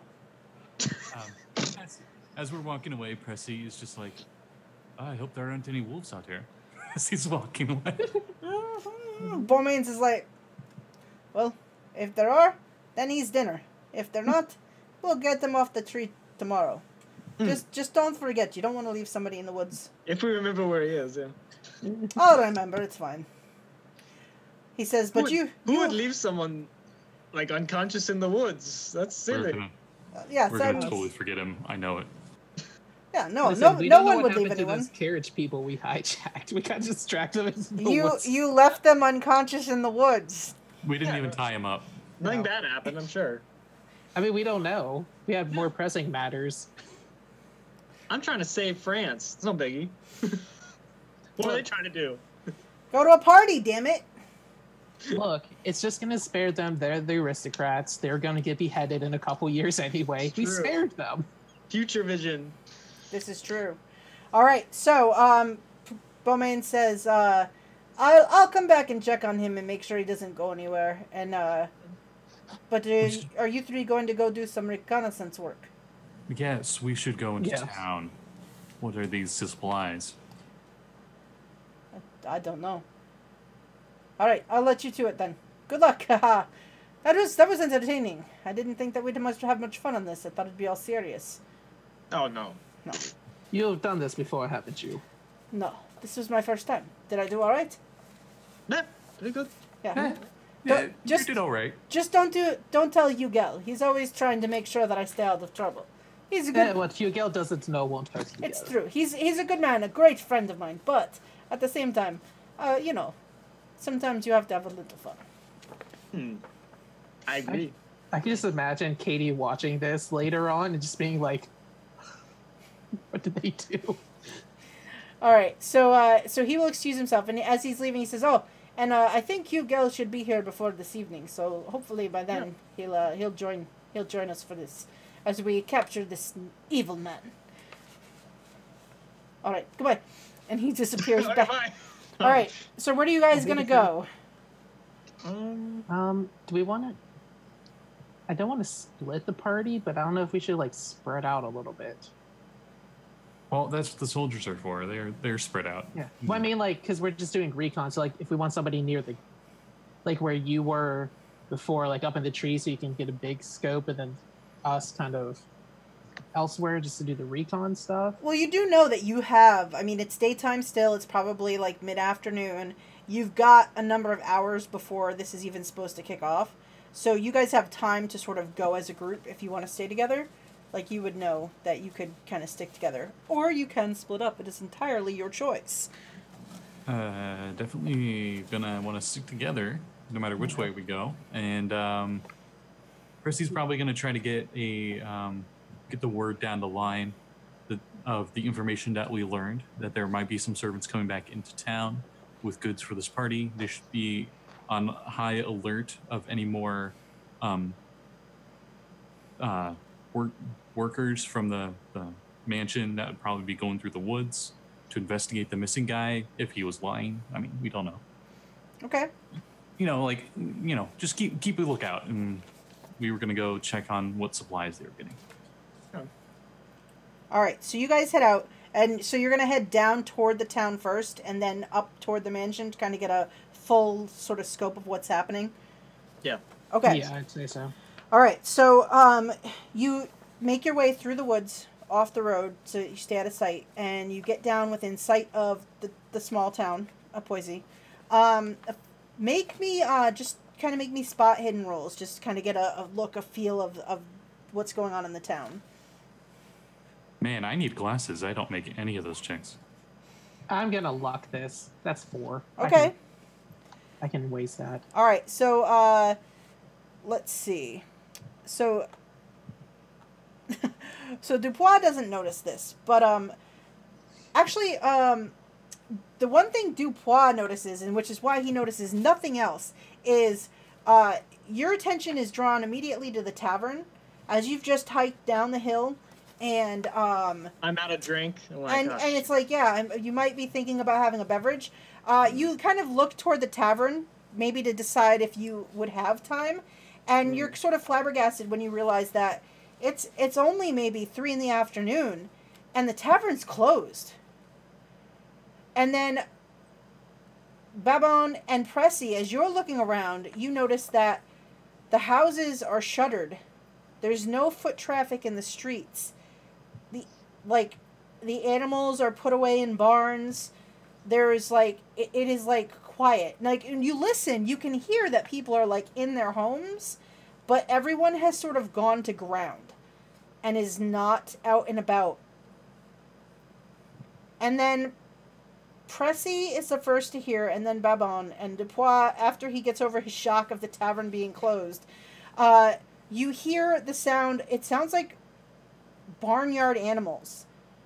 You hear sheep. You hear cows mooing. You hear clip clop on the cobblestones, and you see being sort of herded through the streets, heading for the road to the mansion. There's all these animals that are being herded. There's pigs, there's some dogs, there's horses, there's mules, there's cattle, there's some deer amongst them, sheep, and you see these men with the faces covered, like the guy that was driving the carriage that first night where you were working at the cemetery and at the catacombs, and they are guiding these animals along the road and up the cobblestones. And there's 10 men, and there's an army of animals that they are herding up along this way as they go. Pressi's probably immediately going to want to hug a wall and probably be okay, well, we see what we were looking for. Let's go. Do you guys want to make me some? Are you going to try to follow them back and see, or do you want to make stealth checks? That's what I was thinking. That works. Yeah. Oh, I'm not good at those, but okay. If my cat will let me. And I have Bonaparte in my jacket. Yeah. So he's not chasing after these animals, Oh, guys, I'm terrible at stealth. I'm sorry, I'm gonna ruin this. Uh-oh. Oh. Yikes. Oh boy. All right, so let's see. Yeah. That shouldn't be too bad, guys. Okay. So you guys do make, aside from Pressi, Dupois and Babin, you're making quite a bit of noise. The only thing that you realize is your saving grace is that the farm animals are making more noise than you are. So when you do make noise, like, you have time before you're noticed to sort of duck away again, as it's just such a cacophony of moos and neighs and bleating of sheep and barking. It's just crazy. Like, at one point, Dupois, you almost get given away because Bonaparte responds to another dog barking, but you just sort of muffle him down in your shirt and like, no, no, no, no. And you watch, and as this group just herds these animals up the road, and it takes a bit of time, but they are herding them up, and they're heading for the gates of Fenelix Mansion and bringing them into the grounds. So you guys keep shadowing them and following them? I don't know that we want to follow them into the grounds. I don't think we... Yeah. I noticed the other two weren't as... like, Pressi isn't stealthy, but you two were, like, tripping over yourselves almost. All right, so when they get them to the gates and they open the gates to bring them in, and you guys have shadowed them up the hill to this point, you notice that the animals start to kind of freak out. Like, they kind of pull back, like they don't want to go in. They seem to panic a little bit, like they're frightened. Their eyes are wide and dilated. A couple of them are kind of breathing heavy. You can see them just sort of freaking out. And these servants sort of resort to, they take out whips and they physically drive them in, or they get them by the ropes that are around their necks and they manhandle them through the gate and into the property proper, and continue forcing them up toward the front area of the mansion. And sort of herd them all in that front, like it's a pretty good ways up through the driveway and around the circle to the front. But they kind of herd them in. They have them all sort of in that area in front of the entrance of the mansion. And they just kind of herd them there. What are you guys doing? What could he possibly want with all of them? What does the village expect that they're so, shudders all up? Tavern closed. I think they fear the man. They better fear him. I don't understand. Should we talk to the townsfolk? I don't know if any of them would answer. That's true. It's still a possibility. They would have to fear him for some reason. Or We could go to the tavern and pretend we're just thirsty from our travels and see if they will let us in. I really didn't get to look. Was it open? No. It's really bad if that's the case. We could see if the tavern keeper would open up for potential customers. We would blend in the best there. Soldiers going in for a drink, even if they're from out of town, would seem a little more feasible at a tavern than a random farmer's person's house. Yes. Very true. So we can go try the tavern and see if anybody will answer. Yeah, you can try that. So as Babin says this, you hear a shrill squeal from up by the manor. Like something is in horrific pain, and then it ceases very quickly. A moment or two passes, and you hear another. This just... and then nothing. Can we, look through the gate? Because are they in front of the house? They are. You could look through the gate. You could try to climb a tree. Somebody has a telescope, spyglass. That's true. Yeah. Exactly. So, I knew this was gonna happen. I was ready. Before we go into town, what the bloody hell's going on over there? As we go up, I try to maybe try to climb a tree and use the telescope. Why not? Okay. Bone's just gonna kind of against the wall, but peer through the gate. Try to stay a little hidden as he looks, so he's not just standing there at the bars hey, hey. What are you doing? All right, so here's Babin. Those looking through the gate can roll me straight spot hiddens. If so, Pressi, you're climbing up. So roll me a climb check. Oh boy. Do I want to spend another 4? Of course you do. Yeah, I'll do it. I don't care. All right.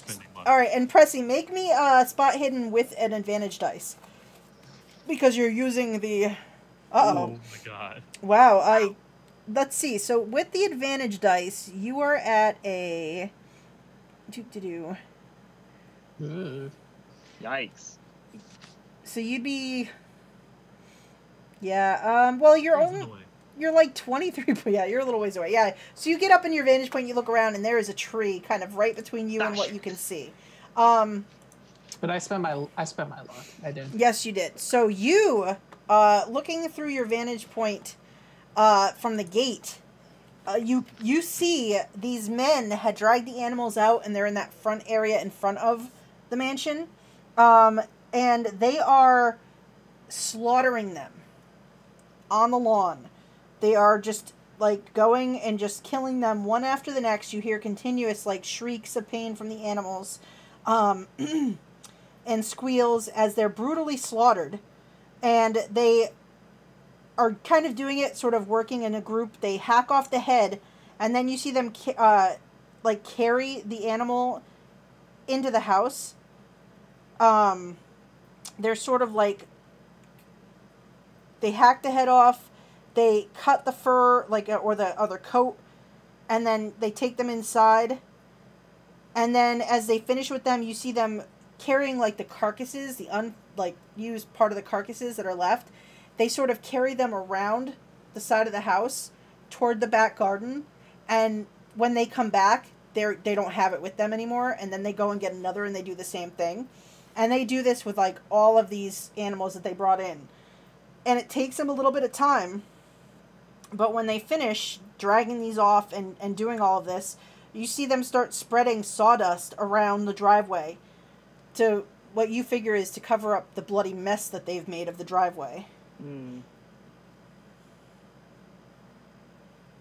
Babin's just gonna, because Pressi's gone, so he's just gonna turn over to Dupois and say, they're slaughtering every single animal. Cutting the heads off, removing the coats, bringing the furs inside for God knows what reason, and then disposing the bodies. All that good meat is going to waste. All the people starving in Paris. God. Something isn't right. No, what were they doing with the heads? So they lobbed off the heads, and they carried them inside. The heads and the and coats? then they cut the coats, and they brought those. Okay. But yeah, and then they took whatever's left, and they took it around the back of the house to God knows where. Thanks. Babin is going to say, you know, at the last party, they made us wear masks. Now they're bringing in these coats and just heads of animals. I worry about what the guests will be donned in once they go inside. He's just going to do like a little shudder. I'm glad that didn't go in last time. Dear Lord. Meanwhile, Pressi's up in the tree. Oh, this is a beautiful canary. You do know, one thing that you note, Babin, as you watch this whole horrible scene, you never see the master of the house. Yeah.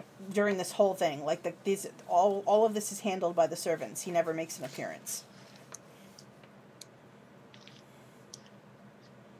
Okay. So yeah, then after he sees all that, he's just kind of like slowly back away. One of them a bear. No, they did not bring a bear. These were mostly like kind of like regular creatures, like you could either, like basically nothing that's like a predator. Except maybe the dogs could be considered predators. Yeah. So, what are you guys going to do? So you've seen this animal slaughter. Well, whenever Pressi comes down from his tree, Babin's going to relay all that information again. He's like, I couldn't see anything. You had a spyglass. There was a tree in the way. It was a beautiful canary in it, though. Melody would love it. Only I could paint. Sing a song to her about it. Okay, let's. Babin just walks away. We have more important things to do. Did any of you see anything? Wait. And then he's just gonna relay all the animal slaughtery, and then the detail of Dupois covers Bonaparte's ears. And then his theory about how they brought in just the heads and the coats and how he's worried about... Because Pressi was in there with him with the mask and all the other weird, creepy shit going on, so... I agree with your presumptions on what he's going to do with that. Are any of the soldiers... I'm trying to remember. The soldiers are they're all around the perimeter, right? Would they see where the dead bodies are being disposed to the back? Would I assume? So your men are currently in camp. You haven't had everybody go and take position. But you can at any time. You can go back and say, okay, we're going to roll out and we're gonna get everybody set up for this evening. It is it's now like you guys kind of were there for like the slaughter, so it's like getting on to like a little after 4 in the evening now. So you've got about 8 hours, a little less, before you know the guests are gonna probably start arriving and the Count is gonna kick off his soiree. Unless the 3 of us just want to go. Like, if it's just the 3 of us, we go around back and try and see if we can climb the wall like we did before. Just to see what the bodies are doing, because that's weird. The only reason I don't want to risk that is there's a lot less likely that he may have any strategic importance to us trying to reprimand everybody in the mansion. True. Even if they're feeding it to some dog, big dog or something, I don't know. I don't think it won't be of much concern for arresting. They might be preparing them for dinner, for all we know. Yeah. Even the poor pups. Yes. They had to have belonged to somebody in town, which is another reason why I'm still wanting to check town. We can get back to town now. We can do that. Before it gets too dark. Yeah. I figure we'll probably set up formation around the manor a few hours after dark, probably. So that we have enough time that no one will really see us while we're getting set up, you know. Now we're not going to sit there for 6 hours waiting, you know. Are you ready? No. Are you ready? Yeah. No. Yep, was that it? No. All right. 4? Oh, no.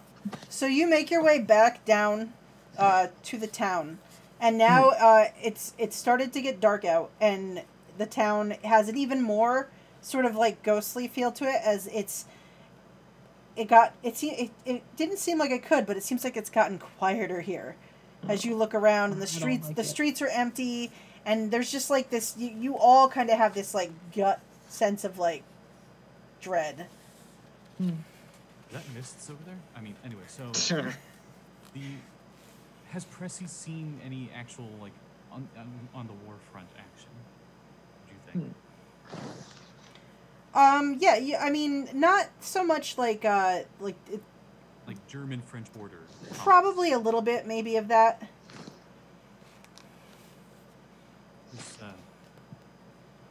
This reminds me of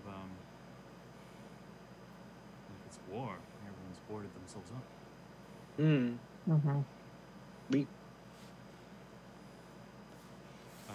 like the sign of that. It's always the common people who suffer, to be honest. So and they have to know something if they're boarded up. Yeah, so you see, I mean, this little town is made up of a collection of taller houses that range around the square. There is the Collège Notre Dame de Dupois, which is kind of set off onto one side. It kind of overshadows the little town. And you can see, like, it's just very, very quiet. There's nothing going on here. Yeah. Tavern's probably still closed. Yeah, no, the tavern is closed. Yeah. This time we actually I think go up to the tavern and knock at least. Babin puts on his wine glass hand attachment. So when you knock, make me listen checks.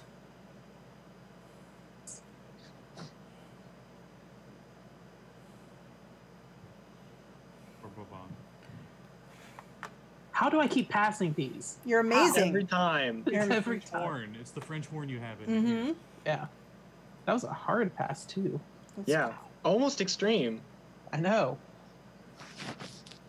Extreme listening.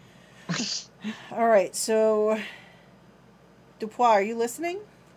I tried. I failed. That was a spot hidden. Oh, sorry. Yeah. It's okay. Whoops. What am I doing? Oh, you got Look this. at you. Oh, look at you. All right, so Well- Extreme. Dupois, you notice when the knock goes off on the door, you hear like the clinking of glasses, like somebody moved near the bar. You know that sound. It sounds like somebody's definitely in there. Though they don't answer the door and they do not respond to the knock. Someone's in there. By the bar. We just wanted a sip of wine. Roll me a persuade check. And this is going to be difficult because they seem like they don't want to answer. Also, There. let's see if you can... That's the, like the That's church. Is that the estate? No, that's the Collège de Notre Dame de Poissy. Oh, yeah. That kind of sits at the edge of town and kind of overshadows the little town. Okay. Oh, probably not important. I kid. Okay, so persuade, you said? Yeah, and you got to get a hard success to get them to come to the door. Okay. Oh. All right. Yeah, that one Wow, is... your persuade is bad. Yes, it is. That's worse than mine. Okay, Damn. so we'll put that in character. I knock. Mine's actually good. I knock. Mhm. Hey, open up! You get no response. What do the other two of you do when this happens? Babin has an axe, and he's just gonna kind of pull it out, be like,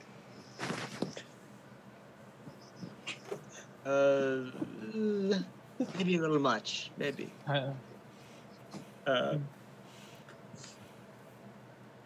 Dupois will knock after Pressi and just sort of say, soldiers of His Royal Majesty in need of drink. Hello? Roll me a persuasion roll. Oh god, I'm gonna fail. Are you as bad as me? I'm better, but not by much. extreme. Oh! Yes! What the fuck? So You need to remake this character and make him a drunken master. I swear. Yeah, Jesus. So you hear very quiet footfalls, and the door opens just a crack, and there's only like a hooded candle like that they're holding, and inside there's no lights on, and a woman's voice says, "I'm sorry, the tavern is closed for the night."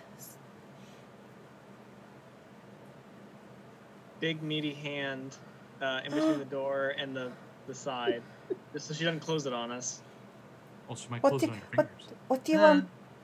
What do you want? We want to drink.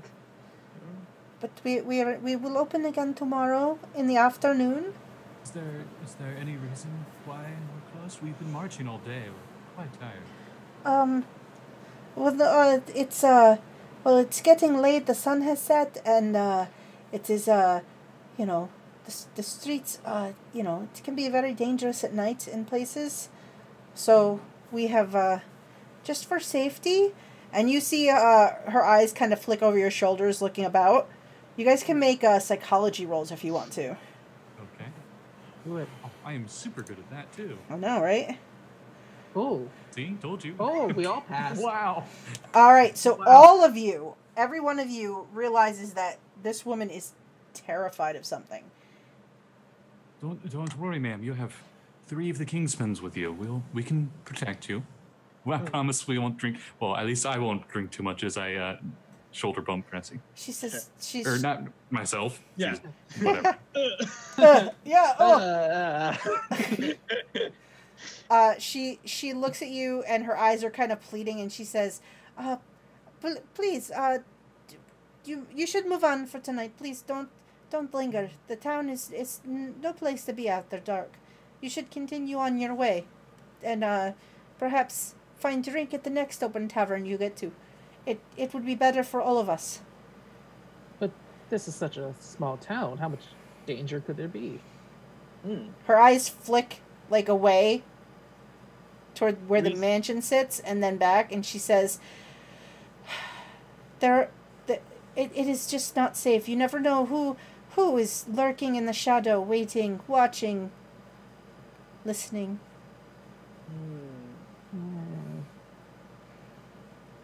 Well, sorry to trouble you then, miss.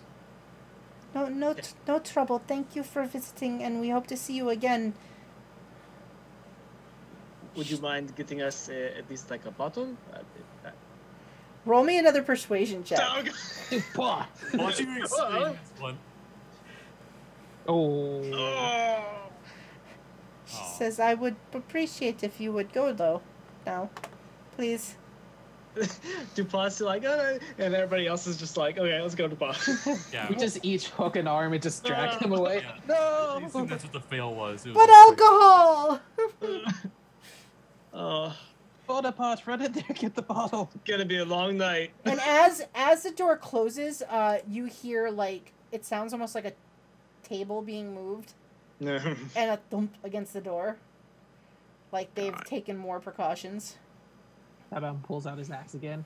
Why do I oddly feel safer in the woods? Yeah, that's not good. Well, we don't have any more time to investigate. We should go back and get ready. And get them in all set.